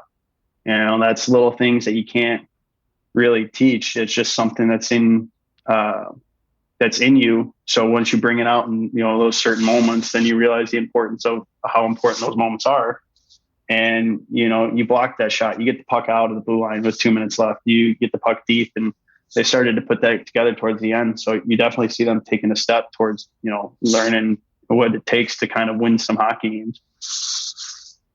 And it eventually unfolded how Innsbruck fans wanted it to have. You close out regular season part 1 by winning 4 of the last 6. And I remember that one game that we were lucky enough to broadcast in Villach, Super Bowl Sunday, February 7th, to round out regular season part 1. Yeah. And you guys put on a clinic in the first period, led 4-0. Was that the best period of the entire year? Yeah. Yeah, that was that. Yeah, we were clicking in that first period. I'm sure, if you interviewed anybody on Villach, they would say that probably wasn't their best period too. But you can't argue that, we were rolling, passes were on the tape, shots were picking corners, guys were making some really nice moves. I think, a couple of those goals were plays of the week that week too. Obviously Sidorov, that was arguably a career night for him. It was a fun game to be a part of. And that was a game that we didn't have Gerard too. So he's a big piece of the puzzle. And to see us, because that was also a must-win game, because we still had a chance to grab 7th place if some fluky things happened with Bratislava and Graz. So it was a must-win. And, like I said, Sidorov led the way, and everybody else followed. During that regular season part 1, only one team, Hydrofeva AV19, scored more goals than you guys. So that's probably the bright light that shone on Innsbruck's season. But you conceded 135, 140 goals. No other team conceded more. have such a hard time to get hold of the defensive issues? Was it injuries and or depth, or were there other reasons? Well, I mean, there's probably a list of 100 reasons why that happened. Obviously, I think the one thing that hurt us the most was, it's a broad term, but consistency. The nights that we were clicking, that we were scoring, 4, 5, 6 goals. Unfortunately speaking, we were also letting up 4, 5, 6 goals. So, we were doing great things on the offensive end, but then we weren't consistent in the D zone. And then, the games that, we were down 1-0, 2-1, the close, tight games, we thought, we got impatient and we would start cheating offense. And, we were leaving, Tommy and Sweaty out to dry on the back end. And it just, we were just inconsistent with how we approached the games. And then obviously there was games where we did defend well. The goalies were clicking and, we're, holding teams to 1-2 goals, but then we can't score a goal. And it's just, it was one of those years that's how it worked out. It was, it was inconsistent. It was a frustrating year as a player because, individually to myself, I'm not going to sit here and say that I was, the best player on the ice every game. I have to own up to being a little bit inconsistent too. But, the games where you start to do one thing right, but you can't get the other thing going, and that costs you a win, or you do have the lead and then all of a sudden you make a stupid mental mistake and you give up a lead and stuff like that. And it just unfortunately happened to us a little bit more than most teams. And, that could, that you could attest that to a lot of things, but it just, you can't argue that everybody on our team wanted to win a game. So no one was happy that we were losing games. It just unfortunately happened more often than not. Now it's start of the intermediate round, and right out of the gate, you lose the first 2. Then you finally get a victory and 2 points because of an overtime victory. Then another loss, victory, another loss. At what point did the feeling start to creep in? This might not be good enough for the playoffs. I think it was that VLOC, this VLOC game in VLOC was kind of losing that game. I don't think we were mathematically eliminated, but we were basically eliminated. The chances for us to advance were too small to ignore. That was kind of a frustrating loss, especially because right before, 5-6 games before that game, that was the 4-goal first period game. And we were thinking that, we play these guys pretty well, and to not perform and not get the win in that one, that was a hard one. But right before that too, I think that was the Linz loss in Linz, where we let up 2 goals with 3 minutes left to play. I think it was 2 minutes left to play. So to get those back to back, it was tough. Because that's when the teams that advance win those games. You have to win those games. You have to close out those situations when you are leading by 2 goals with 2 minutes left. And if you're not going to do that, then obviously you're not, prepared to move on to playoffs. And we showed it. And those 2 games, losing those 2 games, that hurt the team because it did put us pretty much out of it. From an individual standpoint, you finished the season with 40 points, 19 goals, 21 assists in 48 games. Are you someone who does look at stats, or is it all about the one important one, the victories? I'm a competitor, so victories are always first. But you'd be naive to not know how you're doing statistically. I would argue that anybody who says they don't know what's going on statistically is probably lying to you. I was aware of it. I was happy with it, but I was also individually, I was putting up points,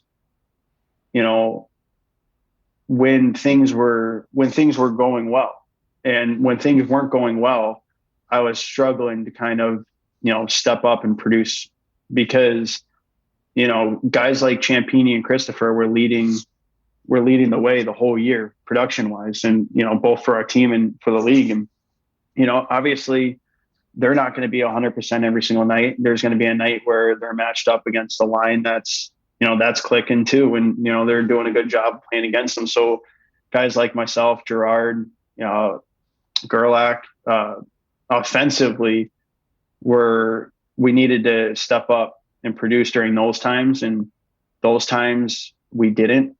So that was obviously, I could also attest to that being a reason why we lost a couple games too. So that was frustrating individually, was, having these stretches when the team was losing that I was also personally doing poor, because, it is on me as a leader to lead on the ice as well. And, I needed to step up. But looking back on it, I mean, yeah, I was happy with putting up the points that I did. And I was able to score some goals. I wish I started scoring a little bit earlier in the year than when I did. I think it took me about my 7th or 8th game to kind of put the first one in. Fought the puck a little bit to start, but I mean, individually, it's hard to not know what's going on, because at the end of the day, 2 points matter. It is your career. But yeah, I mean, wins come first. And I knew what frustrated me is I knew that if I was producing when our team needed to produce, that would have led to more wins. So that's kind of what beat me up. I beat myself up a little bit for that, because, when it mattered, I wasn't really producing to help our team win. And I knew I was a big part of the reason why. Still, very impressive memory. It was indeed your 7th game where you first scored a goal in the Bet at Home Ice Hockey League. Now, eventually it became obvious that Innsbruck wouldn't qualify for the playoffs. The last couple of games didn't have a quote unquote meaning for or didn't mean a lot for the standings. But after the season concluded, and now with 4 more teams after the quarterfinals heading into their off season, obviously there's the exit interview, the same that we're just conducting on the podcast for players. How did your exit interview with Mitch O'Keefe go? What were the talking points? If fans have never heard of that process, what's being talked about there? I think the most time-consuming thing of those meetings are usually constructive criticism, both from a player to the coach and a coach to the player. Obviously, you're touching briefly on the following year season's plans and stuff like that. But from my standpoint, I want to know what Mitch thought of me as a player, as a captain, as a teammate, everything. So he was expressing in me some things that he really liked that I brought to the table, some things that he thought I could work on. And then just for me, I'm hanging around the guys in the locker room every single day. I'm hearing every single conversation that everybody's talking about.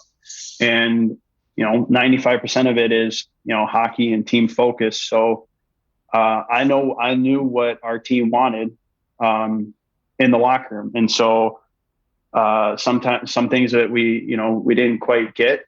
The one thing that I told Mitch was just getting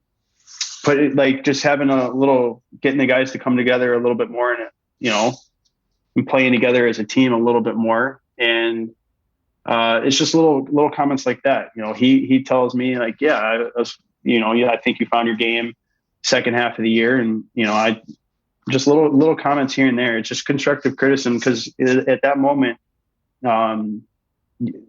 the coach is open to hearing everything. The player is open to hearing everything. That's how you want to leave it. I want to know, I want to know my year performance, what you thought, and he wants to know his, especially being a first year coach too. And, it's information too, that helps all of us get better. So that probably is, the kind of the general idea of an exit interview is the constructive criticism. And then obviously there's a little bit of talk about the next season's plans and all that kind of stuff. Were you happy with your exit interview? And if so, how, or did it differ from others you had in recent years? No, it didn't differ. I think they're all pretty much the same. I was happy with it, it's always nice for me. Like for me personally, it's nice to go in there, and it was a positive meeting with Mitch, Nino, and myself. So I was happy with it, and it wasn't any much different. And it was great to see Mitch kind of take ownership in some things that he thought he could do better. And that's, for me, that's enough. You're walking away from the meeting with Mitch saying that he can be better and myself saying that, I can be better as well. And so that's where we have, that's where Mitch and I have that trust as your player coach. Is he trusts me that I know, when I was playing good hockey, when I wasn't playing good hockey. And, and so he knows that when I leave the meeting, he knows that I'm going to do everything that I need to do to get better and take what I learned from him to get better. And he knows that, or I know that he knows, he's learning from his first year of coaching. He's learning from, there's lessons to learn from losing seasons. Learning how to lose sucks, but you don't want to do it again. So, you start teaching yourself how to be better. And I know that's what Mitch wants to do. He wants to get better, and he wants to, be better as a coach. And so does Nino. And, that is as positive of me of a meeting as it gets. And that's good to see because, obviously nobody was happy with the results. So if everybody's trying to get better, then that's where you want to head. Now, obviously a lot of fans in Innsbruck want to know if their captain's gonna return next year. How far along are you with your plans? Have you had time yet, or is it now time to first and foremost settle a little bit? Yeah, it's settling time. Obviously, I like I said, I have a great relationship with Mitch and Nino, so we talked about Innsbruck possibilities. I'm not gonna throw that out there or keep that to myself. It's obviously conversations that we have, but they're on the same page as as well as me, is that the whole focus was kind of just to get back home and rest up. And they're gonna do their work with the league, the owners, all that kind of stuff. And I'm just worried about getting settled back home with my wife and relaxing. And the hockey happened quick this year. I know we're not playing anymore, and some teams are getting a little bit worse than we got it, but 6 months of 50 or so games, happening quick, after COVID, playing 3 games a week, it beats up the body a little bit. So that was just the focus. As far as talking about next season was, we ended our meeting positively. And so now it's just get back home and, we'll reach back out in the summer. And, Mitch and I have been texting too, because we are friendly, we are friends, and stuff like that. So I don't know what the plans are for next year. I really don't. Every decision that I have to make personally is I have to look out for my wife as well. So right now, the whole, where I stand is, just getting settled back home and getting rested up. And the talks, so I don't know when they'll happen, but they'll happen sometime within the near future, I'm sure. And hopefully you'll be back in the league in some kind or some capacity. As you played against all other 10 teams in the Bet at Home Ice Hockey League, and the field has now been narrowed down to the last 4 or the final 4. At gunpoint, who do you think is going to win the championship?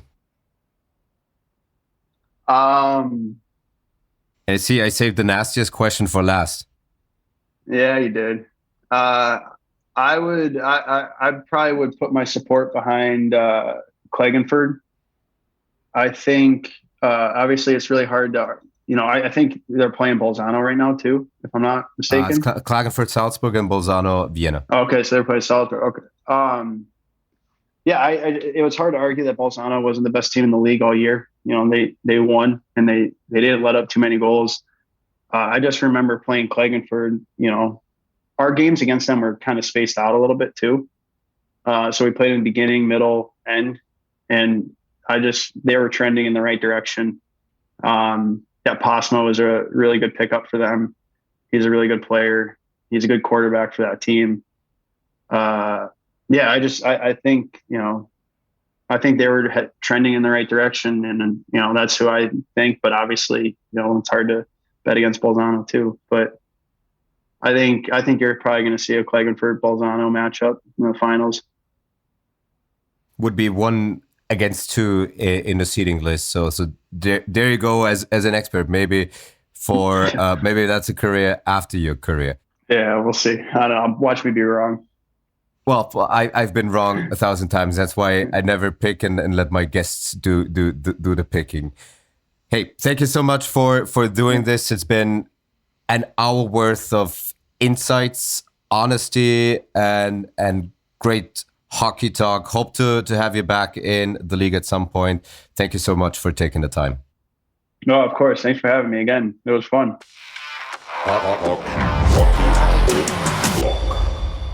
Hockey O'Clock mit Martin Pfanner wird unterstützt von Casumo.com. Casumo, das ist Wetten leicht gemacht. Casumo ist der einfache und faire Sportwettenanbieter in Österreich. Nationale oder internationale Fußballspiele oder viele andere Sportarten. Mit Casumo.com liegst du in jedem Fall richtig. Mit dem Link in den Shownotes dieses Podcasts holst du dir eine 10 € Freiwette. Einfach Link klicken und gleich loslegen. Casumo.com, das ist CASUMO.com. Casumo, Wetten leicht gemacht. Zurück bei Hockey O'Clock mit Martin Pfanner. Zurück mit der Legende. Und das L-Wort fällt in den letzten Wochen natürlich viel zu häufig. Aber du hast heute schon richtig auf Sendung gefragt, wer bin ich eigentlich? Während ich versucht habe, dich zu korrigieren oder zumindest eine Leitlinie zu geben. Viele, viele Jahre im Nationalteam. 172 Tore für die Black Wings Linz. Über ein Jahrzehnt Kapitän. Fast 20 Jahre Profi-Eishockey gespielt. Das ist Phil Lukas, der sitzt mir jetzt gegenüber und nach einem langen Playoff-Abend und Spieltag kann ich mir nichts Schöneres vorstellen, trotzdem noch mit dir ein wenig über Eishockey zu plaudern.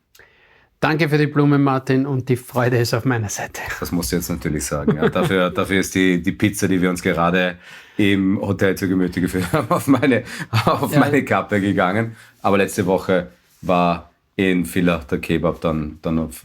Das ist, muss man ja auch mal ganz klar anführen, wenn hier also Pandemie, wir dürfen unserem Hobby nachgehen, beziehungsweise wir dürfen hauptberuflich über Eishockey plaudern, was ganz cool ist. Aber Essensbeschaffung in der Pandemie aktuell ganz schwierig. Letzte Woche in Villach, als wir ein Kebab und glaube noch ein Bier uns nach 22 Uhr kaufen wollten, das hat sich angefühlt, als ob wir irgendwie versuchen würden, 1 Kilogramm Kokain zu kaufen. Ja, das sind halt die Umstände im Moment, aber nutrition-technisch oder ernährungstechnisch sind wir wahrscheinlich nicht am optimalen Pfad, aber hey, das ist life on the road. Life on the road gab es heute auch für Red Bull Salzburg. Nach der Partie steht dann 4:2 zu Buche, möchte damit beginnen und springt dann wahrscheinlich auch ein wenig in den Themen hin und her. Sehr, sehr viel mit dir geplant, was kürzlich auch zurückliegend war, aber weil das noch am frischesten in Erinnerung ist. Diese Salzburg-Partie gegen Klagenfurt. Man hat wie aus der Pistole geschossen losgelegt und sich dann ein wenig den Schneid abkaufen lassen. Ist zweimal mit 2 Toren in Rückstand geraten und hat dann nicht mehr allzu viel entgegenzusetzen gehabt. Warum nicht? Also ich glaube, wir reden jetzt direkt nach dem Spiel und das ist ganz wichtig, dass wir das auch erwähnen, weil als Coaches gehört es immer, einen ersten Eindruck zu erfassen und den dann zu vergleichen mit dem, nachdem man sich das Spiel vielleicht noch einmal angesehen hat und nachdem man das Ganze noch einmal Revue passieren hat lassen. Ja. Diese Möglichkeit haben wir jetzt natürlich nicht, aber so wie wir es gesehen haben, so kauen wir es jetzt einfach einmal. Ja. Und ja, die Coaches haben es ein bisschen angesprochen, vor allem Coach McElwain hat es angesprochen, Special Teams haben das Spiel entschieden. Und somit Haben wir 5 Euro ins Phrasenschwein oder nicht? Aber es ist so wichtig in dieser Zeit des Jahres oder überhaupt. Das entscheidet Spiele. Ja. Wir haben 2 Powerplay-Tore auf Seiten von Klagenfurt und wir haben keines auf Seiten von Salzburg. Das heißt, PK auf Seiten von Klagenfurt hat das Special Teams Matchup gewonnen und das Powerplay auf Seiten von Klagenfurt hat das Special Teams Matchup gewonnen.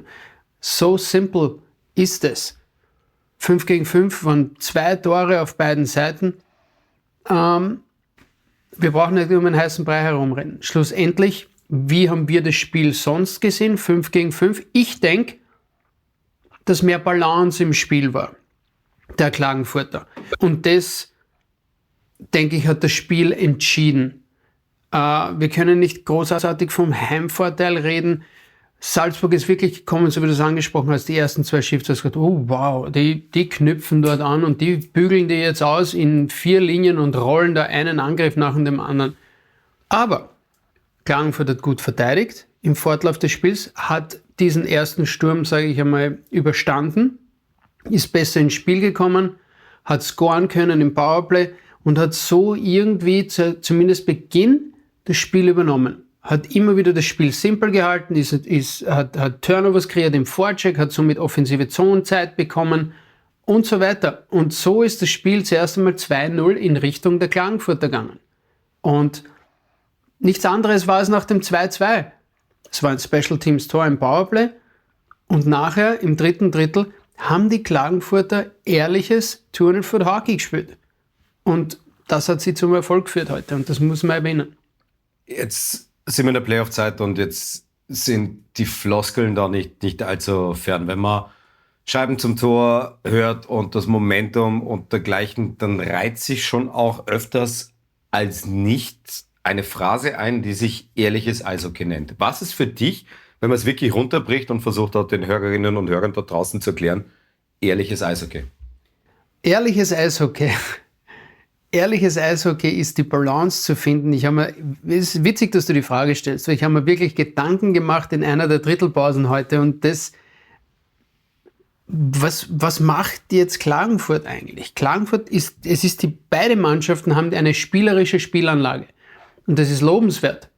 Es gilt die Balance zu finden zwischen Puck-Possession-Game und Chip-Game. Es ist ein Spiel, wo man in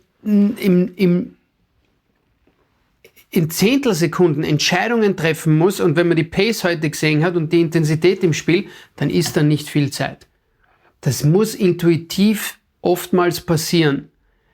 Wenn man die Scheibe immer wieder abgibt und immer wieder nur nach vorne chippt und dem Gegner mehr oder weniger ohne Gegenwehr übergibt, damit man wechseln gehen kann, dann kommt man aus dieser Druckphase nie wieder heraus.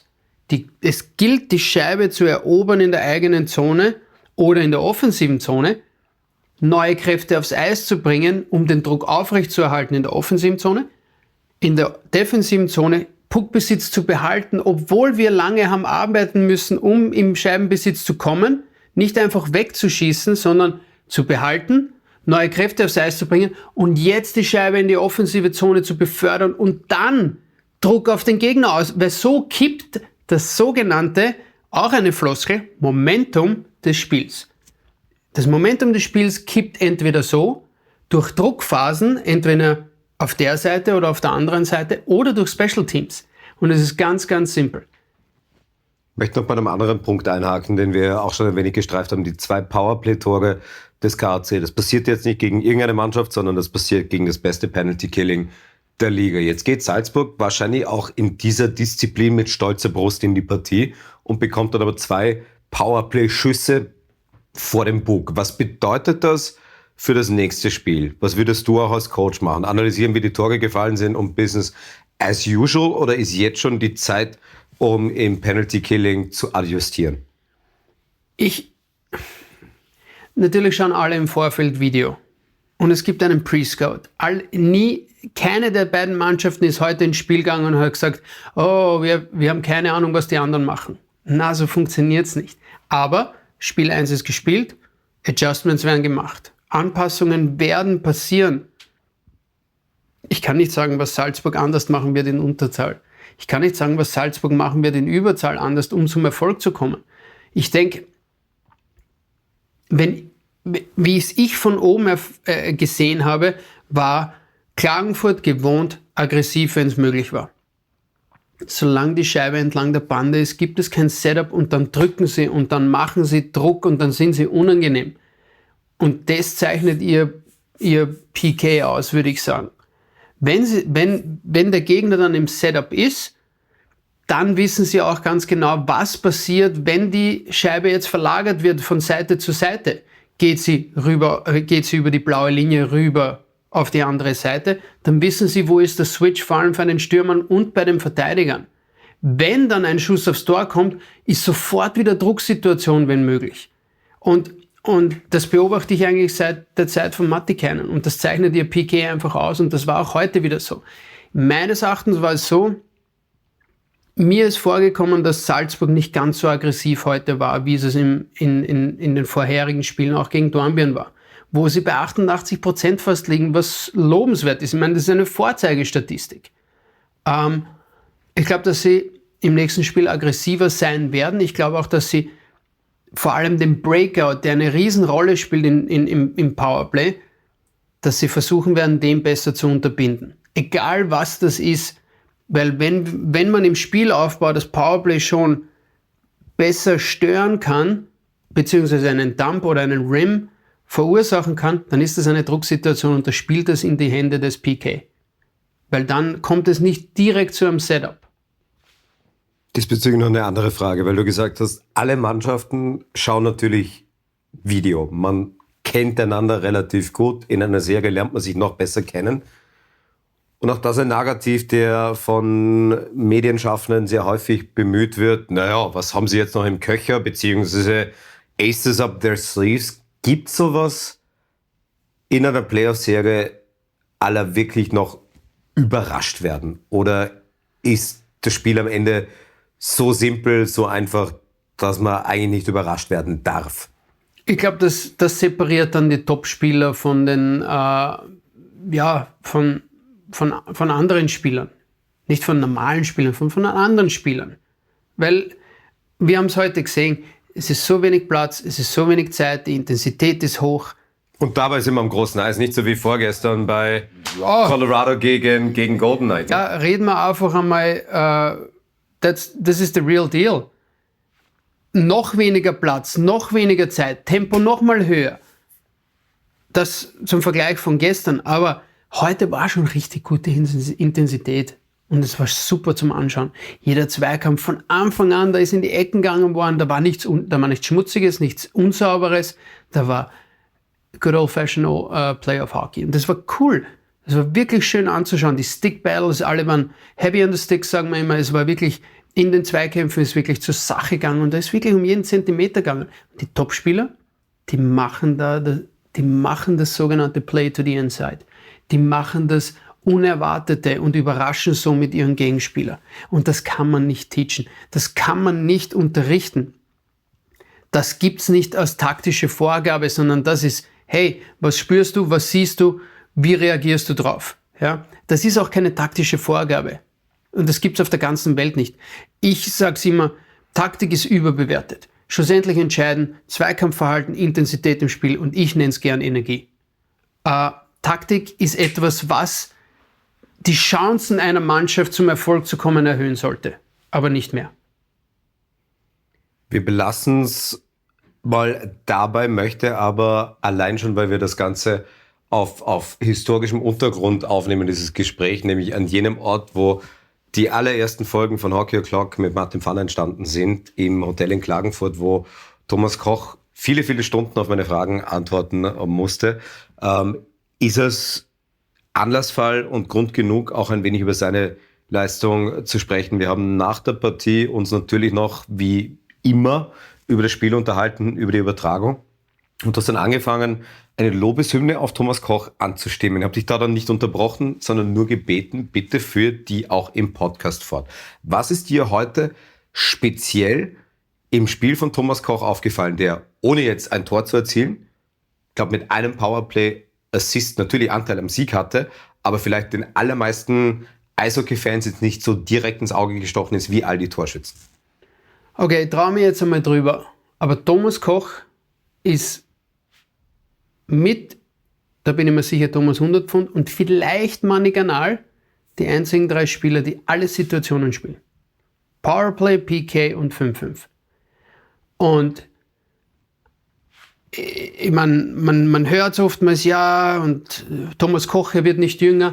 Der Junge hat ausgeschaut da draußen heute, wie als wäre es sein erstes Playoff-Spiel. Okay, vielleicht übertreibe ich da jetzt ein bisschen. Aber was mich imponiert an Thomas Koch, ist seine Spielintelligenz, seine Handlungsschnelligkeit in den Situationen, sein Spiel entlang der Bande und seine Grundaufbereitschaft, wirklich diese Kleinigkeiten zur Perfektion zu tun, ob das ein geblockter Schuss ist, ob das ein Chip über die Bande ist. Nicht alles ist immer ein Spielzug, der im Highlight-Video ist. Die meisten überhaupt nicht. Aber es sind diese Sachen, die er verkörpert, die der Mannschaft helfen, die sie zum Erfolg bringen, die er ständig macht. Ständig in jedem einzelnen Wechsel. Es sind Kleinigkeiten wie, wo ist seine Schlägerposition? Versteht er, wenn er jetzt selber außer Position ist, in einer defensiven Position, versteht er sofort, oh boy, ich bin jetzt in Trouble, jetzt muss ich in diese neue Position, mein Schläger muss sofort in die Position, um dieses Play zu unterbinden. Und das ist etwas, das zeichnet ihn unglaublich aus. Und natürlich, wir sind Hockey-Fans alle und so weiter und wir wollen alle Zahlen und wir wollen Nummern und wir wollen das Scoresheet und wir wollen gern Tore und Assists und so weiter. Aber Thomas Koch, man muss das verstehen und ich hoffe jetzt, dass so viele Leute und so viele Kinder auch da draußen zuhören, weil für mich Thomas Kochs Nummern sprechen für sich selber. Aber er hätte es nicht notwendig, so zu spielen. Aber er tut es für den Erfolg der Mannschaft, weil er versteht, nur das Kollektiv gewinnt und nicht der individuelle Athlet. Und da geht er mit einem Exempel voraus. Und deswegen spreche ich über diese Dinge. Weil ich denke, dass auf der ganzen Welt oder oftmals solche Spieler zu wenig gezüchtet werden. Weil wir so... Züchten ist eine spannende Wortwahl. Ja, es wird zu wenig gezüchtet. Wir sind so getrieben von Skill und Speed und Tore und Statistics zählen. Aber wo ist dieser 200-Foot-Player, der alles für die Mannschaft tut und trotzdem produziert? PULS gewinnt. Ich meine, ich weiß die Zahl nicht auswendig. Da können wir über eine Zahl heute Abend reden. Powerplay am Face-Off. Dago, geh raus, gewinn das Bulli. PK, Face-Off, wir brauchen eins. Geh raus und nimm das. Das ist ein unvorstellbarer Wert. Als Coach, bitte 2-3 Mal. Jetzt ohne der Exzellenz eines Thomas Koch zu nahe treten zu wollen, aber wenn man so von den Besten in ihren jeweiligen Metier spricht, bei den besten Eisläufern wird man wahrscheinlich erst später zu Thomas Koch kommen. Bei den besten Wrist- oder Slapshottern wird man wahrscheinlich auch erst später zu Thomas Koch kommen. Aber Hockey-IQ spricht man sofort von ihm. Wie viel, wenn nicht sogar alles, kann Hockey-IQ nicht kaschieren, aber ausmachen? Ich mag eigentlich das Wort Hockey-IQ nicht, ja. Aber dafür kannst du nichts, dafür können andere Coaches was, ja. Aber reden wir über Spielintelligenz von Thomas Koch, ja, die das um und auf ist und die wahrscheinlich keines Zweiten findet in dieser Liga, ja. Und das ihn wahrscheinlich auszeichnet und wahrscheinlich könnte er spielen, bis er 45 ist, wenn nicht mehr, aufgrund von diesem, nennen wir es Hockey-Sense, Hockey-IQ, Spielintelligenz bitte, ja. Aber es ist eben diese Selbstlosigkeit.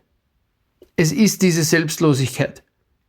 Thomas Koch ist jetzt auf einer Mission, ich will einen weiteren Meistertitel gewinnen und sonst gar nichts. Nummer 10. Ja, und sonst gar nichts.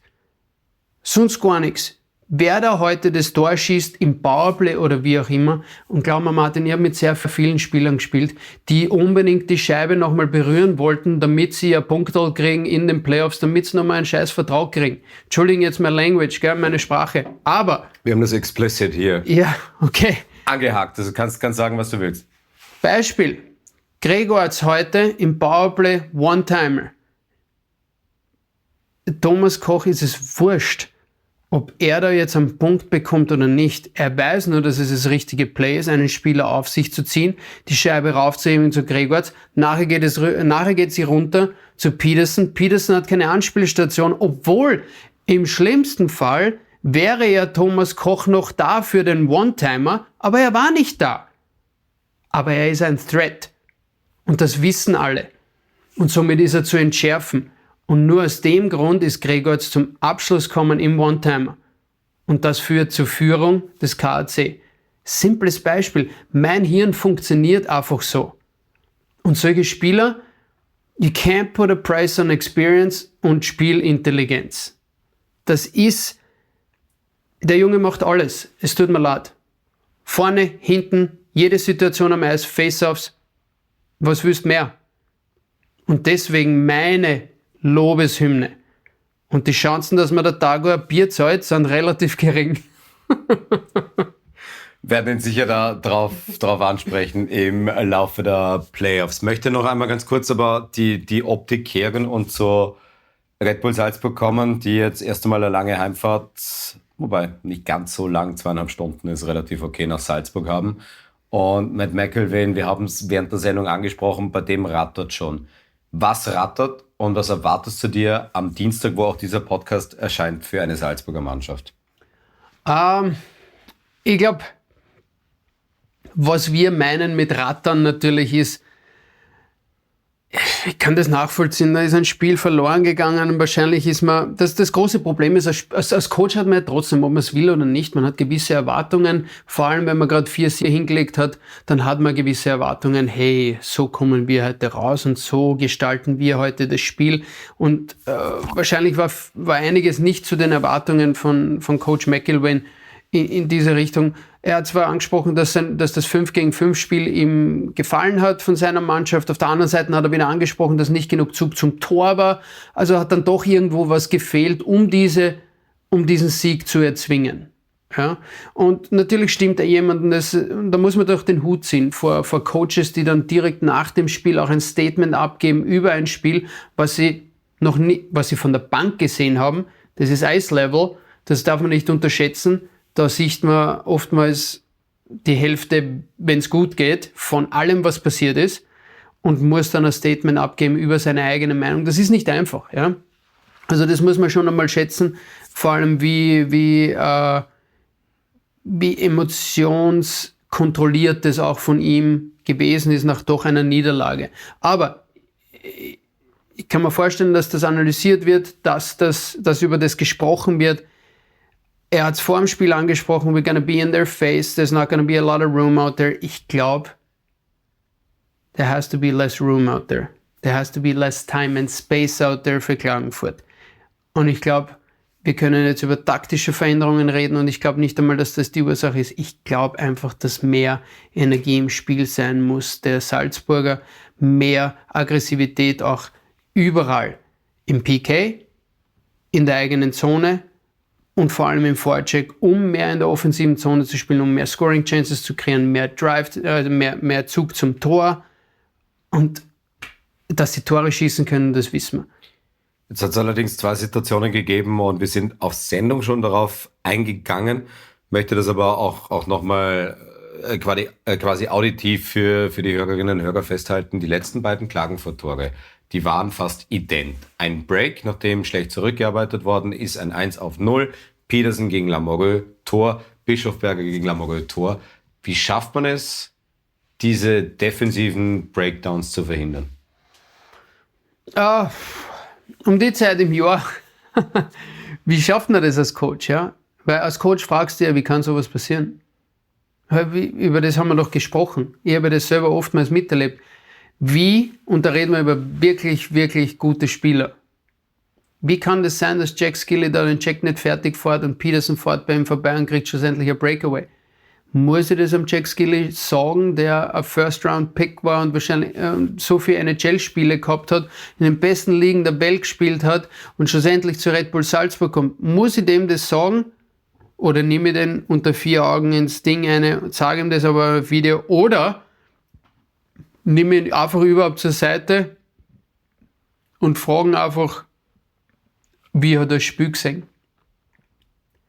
Lass die Antwort von einem Athleten kommen. Ist so viel mehr wert oftmals als ihnen irgendetwas zu sagen, was sie nicht getan haben oder was sie zu tun haben. Ja? Und das ist eine spannende Aufgabe als Coach. Jeder hat seinen unterschiedlichen Ansatz. Schlussendlich ist es etwas, was sie besser machen müssen. Ja? Und des Coaches Aufgabe ist es einfach, das zu vermitteln. Jungs, wenn wir das nicht besser machen, dann werden wir auf der Strecke bleiben. Ja? Und mit Salzburg hat es irgendwie so den Anschein, da muss erst einmal ein Drang kommen, eine Not zu Taten. So hat es den Anschein als Außenstehender. Also erstmal eine auf den Latz kriegen, um dann aufzubauen. Jetzt müssen wir aber Gas geben. Und dann dreht man erst einmal den Hahn so richtig auf. Ja? Und ich weiß nicht, ob dem wirklich so ist, aber ich kann mir vorstellen, dass das wirklich ein Wellenbad dann auch für den Coaching-Staff ist manchmal.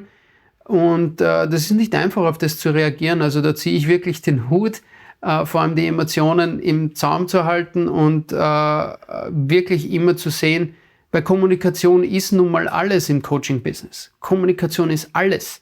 Wie vermittle ich das, was ich jetzt vermitteln will, auf die richtige Art und Weise? Und das hört sich extrem simpel an, aber das ist der Cue.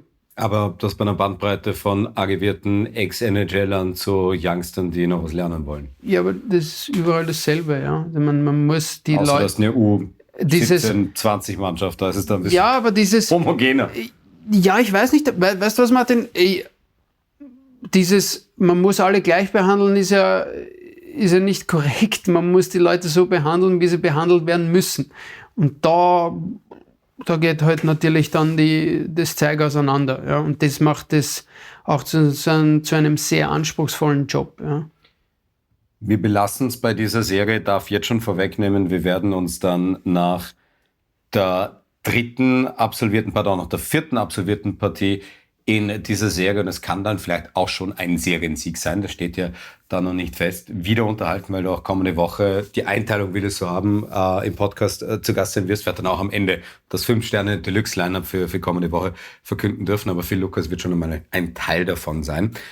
Das einerseits, und andererseits möchte diese Serie ruhen lassen, weil es noch 2 andere Themen quasi auch mit Linzer Relevanz gibt, die ich mit dir besprechen möchte. Möchtest du erst über das Positive oder erst über das negative Thema plaudern? Ja, always finish on a good note, Martin. Ja, dann werden wir an den Steinbach Black Wings 1992 nicht vorbeikommen. Wir haben letzte Woche schon mit Mike Users ein wenig seine Linz-Karriere Revue passieren lassen dürfen und einmal mehr in den höchsten Tönen von dieser Zeit gesprochen und wie spektakulär es war für die Linzer Fans, performen zu dürfen. Es ist einer der eindrucksvollsten Postseason-Streaks in dieser Saison zu Ende gegangen, auch wenn es dann am Ende des Tages sehr knapp war und man eine Shootout-Niederlage von Villach davon entfernt war, die Playoffs dann doch noch zu erreichen. Aber 16 Jahre lang ist in Linz immer Postseason-Hockey gespielt worden. Dieses Jahr nicht. End of an era. Wie geht es dir damit, wenn ich dir gerade als langjährigen Kapitän der Linzer sagt, in Linz gibt es kein Playoff-Eishockey? Ja, es ist ja mehr als nur das. Ja. Es ist ja mehr als nur nicht Playoff-Eishockey. Die Situation in Linz natürlich, wie alle mitverfolgt haben, wahrscheinlich, es war ja unschwer nicht mitzuverfolgen, was da abgegangen ist ja eine unschöne Situation. Ja. Und leider Gottes, glaube ich, wird sehr viel gerade kaputt gemacht, was über Jahre lang aufgebaut wurde von vielen Angehörigen, oder von vielen Mitbeteiligten, die auch jetzt mitbeteiligt sind in diesen, ja, nennen wir Streitereien. Und das ist natürlich schon bitter. Ja. Man hat auf der einen Seite irgendwas gemeinsam aufgebaut und jetzt zerstört man das auch wieder gemeinsam. Das ist wie ein paar Kinder in der Sandkisten, die eine Burg aufbauen und dann treten sie alle gemeinsam darauf ein. So sage ich es jetzt einmal rein metaphorisch, aber es ist, das stimmt mich. Das stimmt mich auf der einen Seite traurig, auf der anderen Seite bin ich ein Mensch, der sagt, jetzt wird gerade die grüne Wiese zuzementiert, so macht es den Anschein. Und irgendwann einmal, wenn wir fertig sind mit dem Zementieren, wird hoffentlich dort wieder eine Blume aus dem Zement herauswachsen und wieder eine grüne Wiese entstehen. Wann das der Fall ist, das kann ich und will ich auch nicht irgendwie kommentieren. Ja, es ist einfach nur schade um das, weil diese Stadt das Eishockey gelernt hat zu lieben. Und das wissen nicht nur die Spieler, die dort gespielt haben, sondern die Spieler in der ganzen Liga. Das weiß sogar die Liga, das weiß der Verband, was dort für eine Eishockey-Tradition entstanden ist. Und das vernichtet man jetzt so einfach. Es geht ja allein aus dem einher, ja okay, Zuschauer waren keine erlaubt, aber wenn man sich allein nur ansieht, dass relativ wenige Leute sich das auch im Livestream angeschaut haben, dann ist das nachzuvollziehen. Sollten jemals Zuschauer wieder kommen können, wie hoch das Interesse jetzt wäre. Und das stimmt mich trauriger als das Nicht-Abschneiden. Als das Abschneiden, dass man nicht in die Playoffs gekommen ist. Weil eins muss man schon sagen, man hat schlussendlich dann alles probiert. Wenn ich mir eins gewünscht hätte, weil schlussendlich muss man, ich bin kein Zahlenmensch, Martin, du weißt das, aber... Noch nicht, an dem arbeiten wir. Ja, good luck. Aber wenn man rein an den Zahlen festhält, einen Grunddurchgang, der wahrscheinlich in die Geschichte eingeht, des Linzer Eishockeys. Als schlechtester. Auch statistisch belegt. Und trotzdem hat man wahrscheinlich keinen Weg gefunden zu entwickeln. Und dann muss man sich doch irgendwann einmal die Frage stellen, ja, warum haben wir nichts entwickelt? Warum haben wir trotzdem mit einem maximalen Importkontingent gespielt, wenn wir sowieso an letzter Stelle waren? Ist es die Antwort, ja, wir haben nichts zu entwickeln? Ja, dann gilt es daran zu setzen, dass man vielleicht unten im Blumentopf einmal anfängt zu sehen und einfach einmal langhaltig zu arbeiten. Und unten anzufangen, mehr Kinder zum Eishockey zu bringen, wie es Matthias Tratnik auch gesagt hat. Mehr Kinder erhöht unsere Quote, dass wir vielleicht am Ende was rauskriegen. Ja? Weil nicht jeder will das Ganze durchmachen.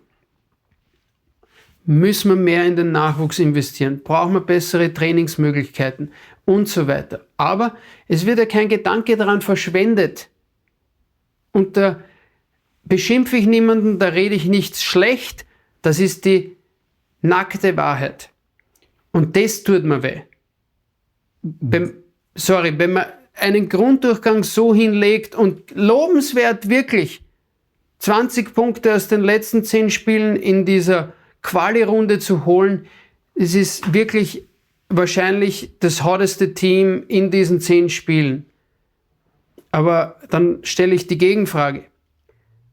Wieder, wir haben uns oft darüber unterhalten, Martin. Was ist die Vision und was ist das Ziel? Und wo wollen wir hin? Diesbezüglich 2 Fragen. Nachdem du auch beim, in Anführungszeichen, Farmteam, das mittlerweile auch organisatorisch losgelöst ist, als Assistant Coach dann auch tätig warst, hätte es diese Durchlässigkeit geben können? Hätten die Blackwings sagen können, gib mir Spieler XYZ aus dem Farmteam, wir würden ihn gerne mitnehmen für 1-2 Wochen, Monate? Ja, das Interesse hat nicht bestanden. So ehrlich bin ich. Die Spieler, die die Steel Wings zur Verfügung gestellt haben, sind bestenfalls auf der Bank gesessen. Das heißt, es hätte mehr Sinn ergeben für die Entwicklung dieser Jungen, wenn sie bei uns gespielt hätten und dann eventuell zusätzlich auf der Bank gesessen wären bei den Black Wings. Und da können wir gern stundenlang über das reden, was ist richtig, was ist falsch. Das ist meine Meinung.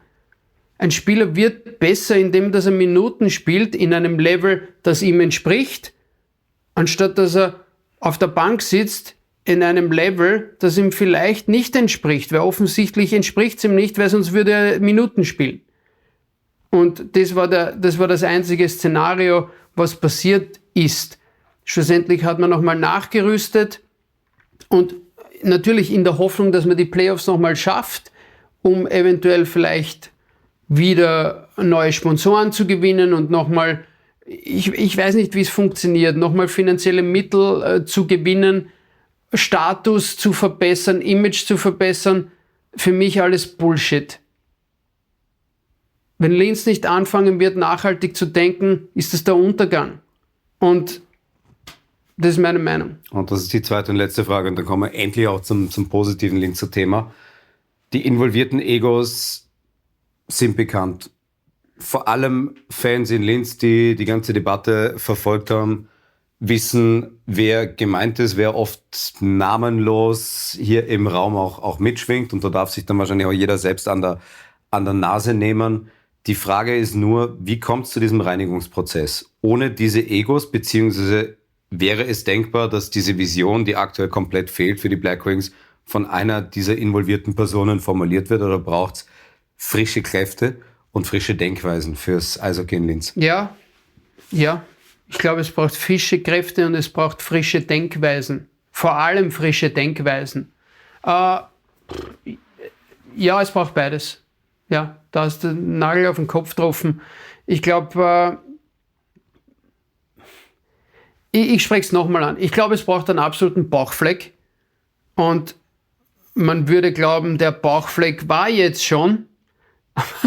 Aber die Realität, die belehrt uns eines Besseren, dass das noch nicht der absolute Tiefpunkt war und Leute nicht umdenken wollen. Und dann muss es erst zum Tiefpunkt kommen, bis Veränderung passiert. That's life. Du weißt, nichts liegt mir tatsächlich ferner als Fußball, aber für mich gibt es zu Linz so eine wunderbare Fußballanalogie aus der deutschen Bundesliga. Kannst du dich noch an den unabsteigbaren Hamburger Sportverein erinnern? Der HSV, der noch dazu diese Uhr vor dem Stadion aufgestellt hatte, wie lange man ununterbrochenes Erstligamitglied war. Man hat jahrelang Misswirtschaft betrieben, hat jahrelang gegen den Abstieg gespielt, hat sich dann in einem Jahr...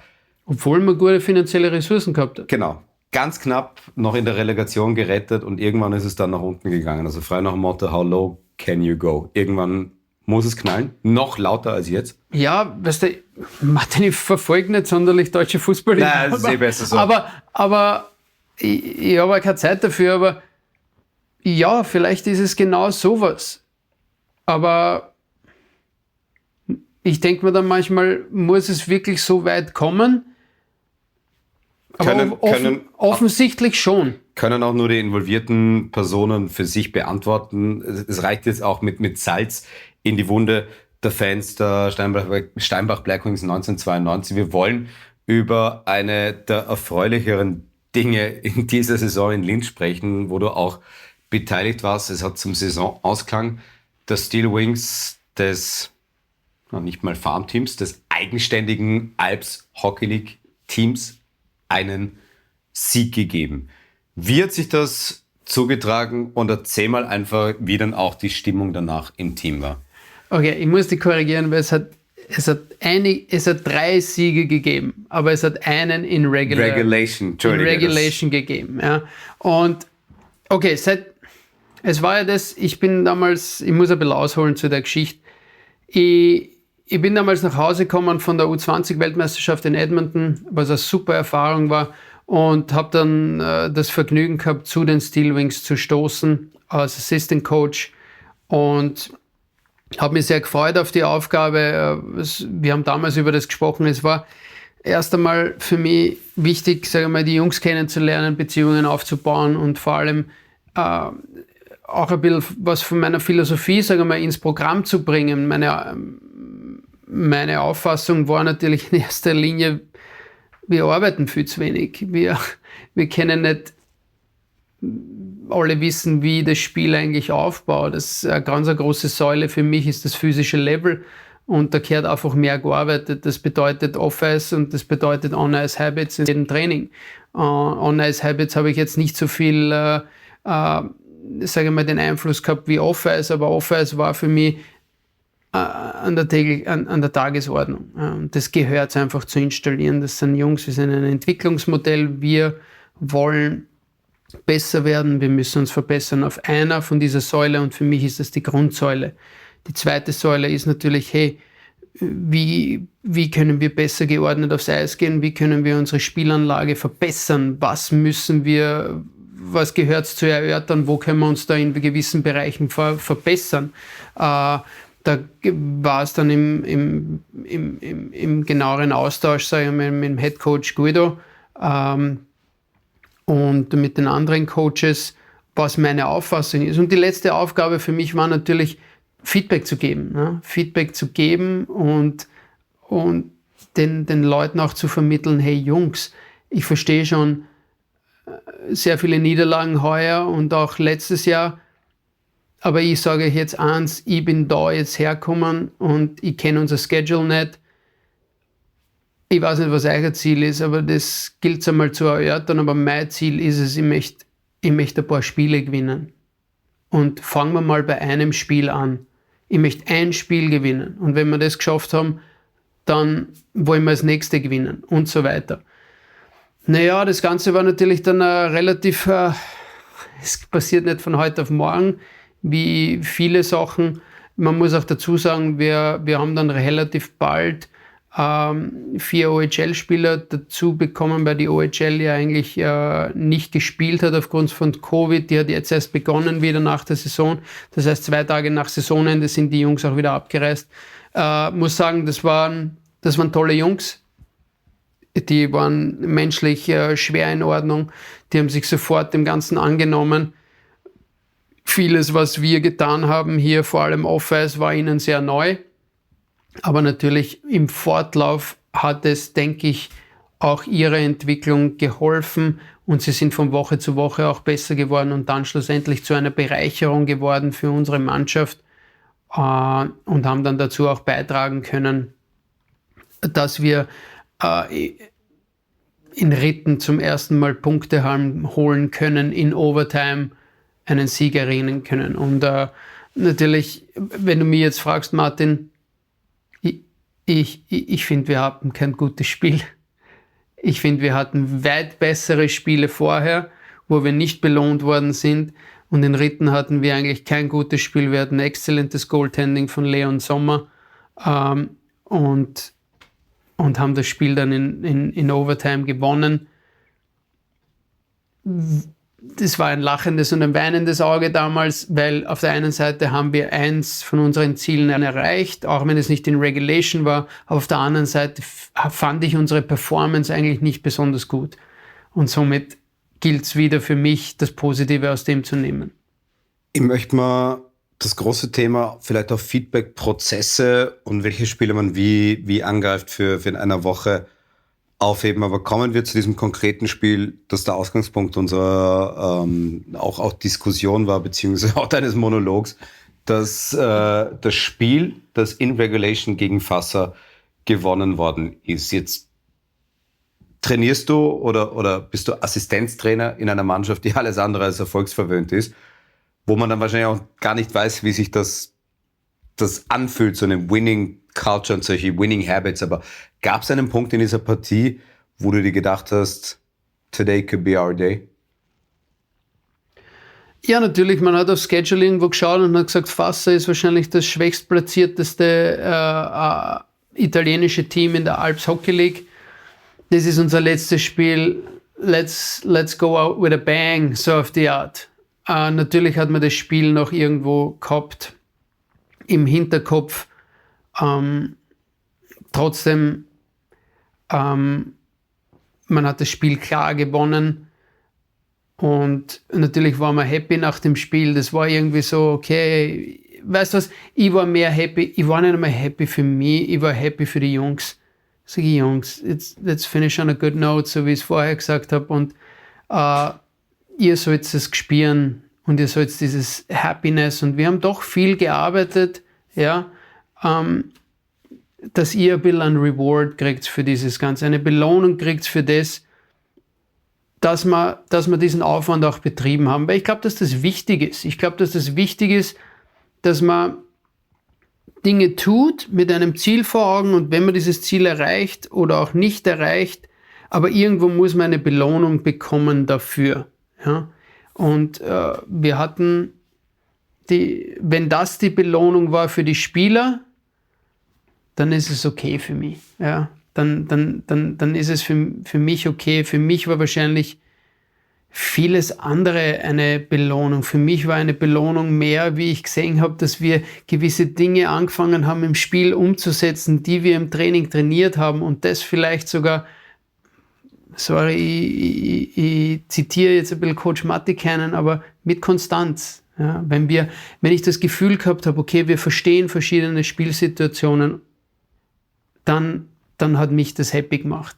Weniger aus der Outcome. Also für mich ist das mehr so, wenn ich das Gefühl gehabt habe, okay, ich habe ihnen jetzt körperlich weiterhelfen können, ich habe ihnen helfen können, das Spiel besser zu verstehen und ich habe ihnen verständlich machen können, hey, in dieser Situation, was sind deine Optionen oder was können wir da besser machen, dann habe ich meinen Job erledigt. Und das war für mich mehr die Belohnung als das Ergebnis selber. Das Ergebnis selber, wie gesagt, Ritten war für uns meiner Meinung nach kein gutes Spiel. Wir haben 2 Punkte geholt. Pustertal war Battle. Wir sind aber komplett outshot worden. Also wir haben viel mehr Torschüsse gegen uns gehabt. Dann spielen wir zu Hause gegen Sterzing. Wir haben zum ersten Mal mehr Schüsse als der Gegner seit langem und spielen ein okay Spiel.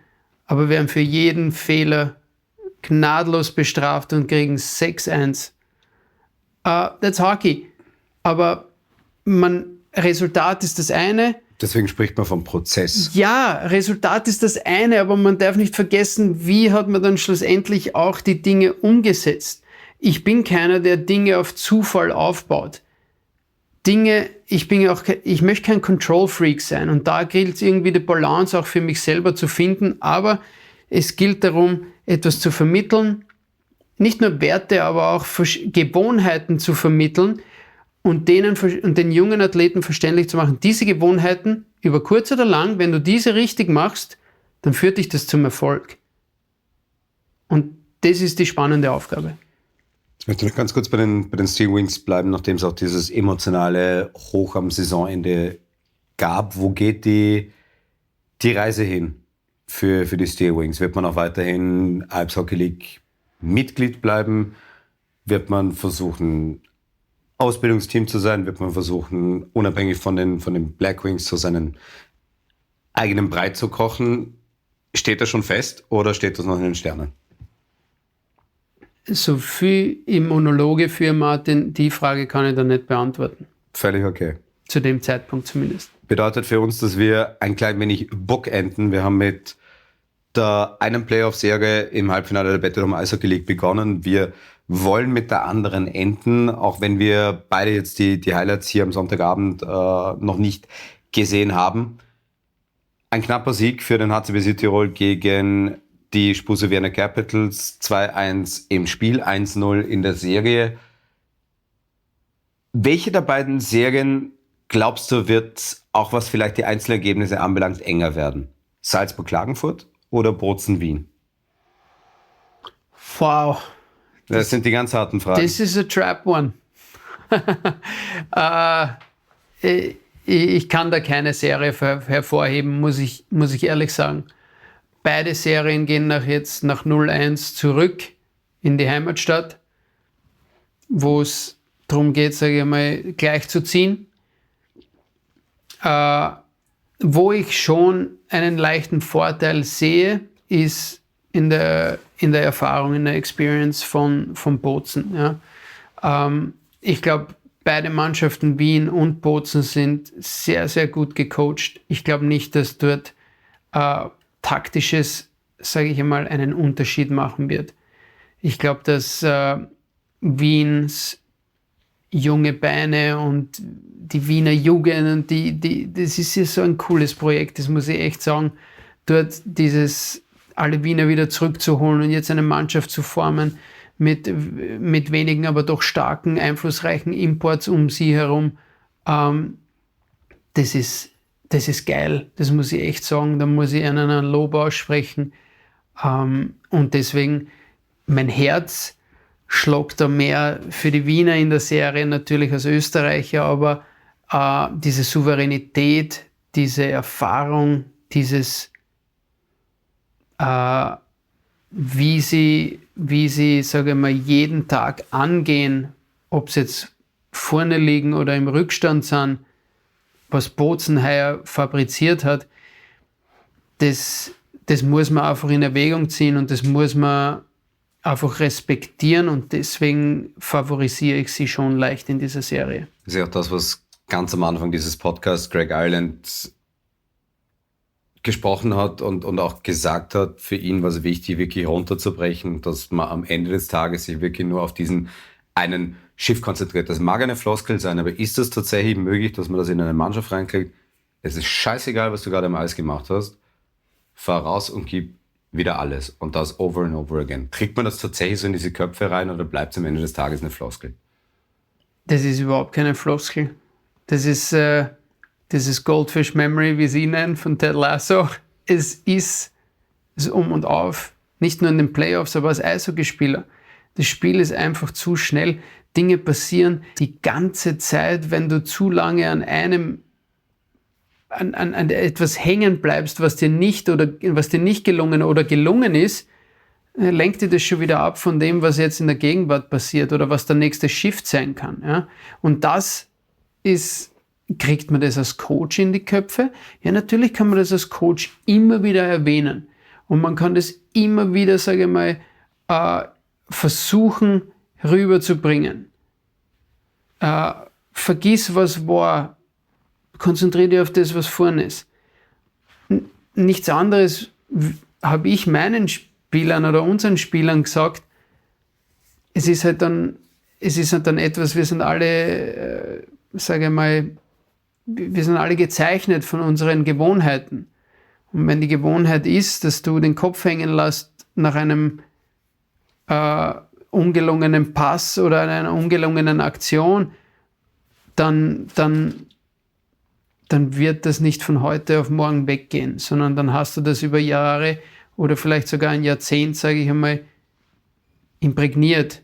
Und das geht einfach nicht von heute auf morgen weg. Da kannst du den besten Coach haben, der das sagt, vergiss es, mach weiter. Das braucht Zeit. Das braucht Zeit und das braucht Ermutigung. Und ich denke schon, dass Bozen oder Greg Ireland dann schon relativ gesettelte oder gefestigte Spieler dort hat mit gefestigten Charakteren, die das schon teilweise inne tragen und die dann vielleicht eventuell nur mehr die Erinnerung brauchen, beziehungsweise ein gewisser Kern, das auch nach außen trägt und das so fabriziert täglich in jedem Training mit einer Souveränität und das beeinflusst dann, sage ich mal, das Umfeld und den Rest der Mannschaft und weil nur als einer da draußen als Coach immer wieder das zu predigen und du hast keinen Kern, der das nach außen trägt, das ist sehr, sehr schwer, dass das dann in die Wirklichkeit geht. Ich möchte langsam aber sicher zum Ende kommen. Quäl dich schon lange genug mit meinen Fragen. Wir haben die Bozner als dieses Powerhouse, den Grunddurchgangsdominator mit ganz viel Erfahrung, die wenig aus der Bredouille bringen kann. Goaltending, Defense, 4 tief besetzte Sturmlinien. Da ist alles für eine Championship, für einen Championship-Winner eigentlich in place, könnte man meinen. Wie schafft's Wien, dieses Bollwerk Bozen zu knacken? Ist es genau vielleicht auch eine Unbekümmertheit rauszugehen und auf gut Deutsch drauf zu scheißen? Na, überhaupt nicht drauf zu scheißen. Ich glaube schon, dass Dave Cameron da eine wichtig ist, dass man an seinem Spiel auch festhält. Ja? Wer auch immer Bozen ist, wir haben es am Anfang des Podcasts ein bisschen angesprochen, schlussendlich geht es darum, gewinnst du die Races, gewinnst du die 1 gegen 1 Battles. Win the races, win the battles. Ja, aber es ist so. Es ist so. X's and O's sind fein, aber die bringen dann nichts, wenn du nicht einmal involviert bist in dem Kampf. Ja? Und in dem Kampf musst du involviert sein. Wenn Wien im Kampf involviert ist, dann geben sie sich die beste Chance. Schau, dann, wenn du mehr offensive Zone-Time hast und wenn du mehr Energie, mehr Turnovers kreierst, sage ich mal, im Forecheck, dann gibst du dir eine bessere Chance auch ins Powerplay zu kommen, weil dort werden Strafen genommen. Ja, wenn du ständig natürlich in der eigenen Zone spielst und ständig unter Druck bist und dich nur durch Dumpouts oder durch Chips, sage ich mal, befreien kannst und hier kommt die nächste Welle, dann gibst du dir wahrscheinlich eine ziemlich gute Chance in Unterzahl bekommen und das sogenannte Momentum kippt. Und heute war ein perfektes Beispiel und nichts anderes ist es in dieser Serie. Ich glaube, beide Teams spielen sehr, sehr gutes Eishockey. Ja? Und natürlich, sprich, Goaltending ist ein Riesenfaktor. Ja? Vielleicht wird es einmal zu diesem Abend kommen, wo ein Tormann eine Partie stehlen muss.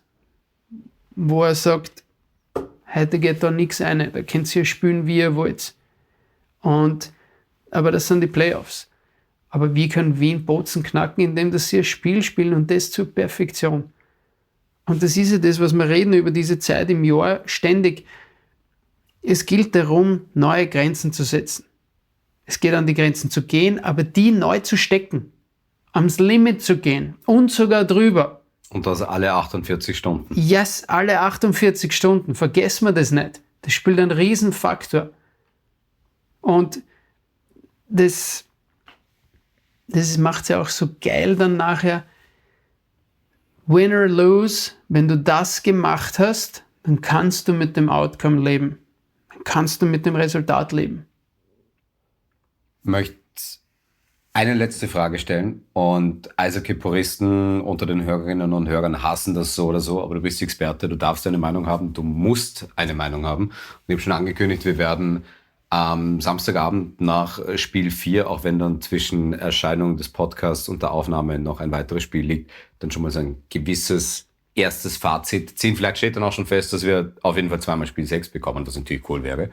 Aber wenn wir jetzt vorausschauen auf den Samstagabend nach den 4. Halbfinalspielen, was glaubst du, wie die Serien stehen werden? Und ja, es ist total okay, mich dafür zu hassen. Ich muss die Frage trotzdem stellen. Nein, ich würde dich nie hassen, Martin, aber das ist ja eine legitime Frage. Ich glaube tatsächlich, dass es 2-2 stehen wird bei Klagenfurt-Salzburg. Ich denke, dass Bozen 3-1 vorne sein wird. Nostradamus ist ein Scheiß gegen Nostra Lukas. Wir werden es am Samstag abklopfen, mein Lieber. Ja, sounds good.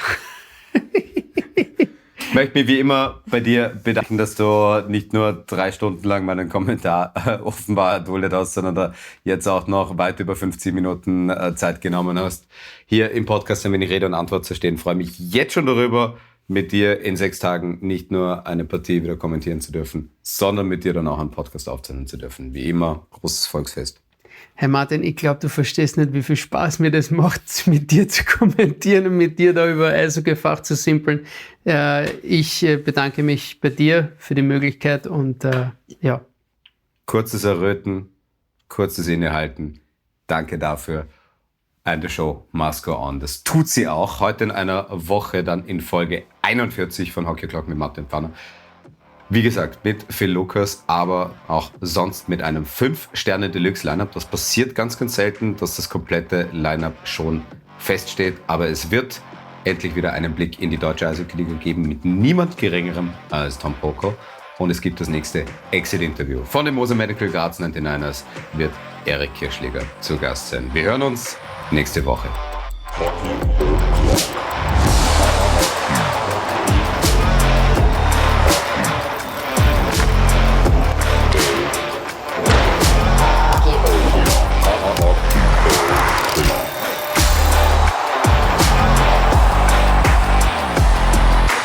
Gerne mehr davon.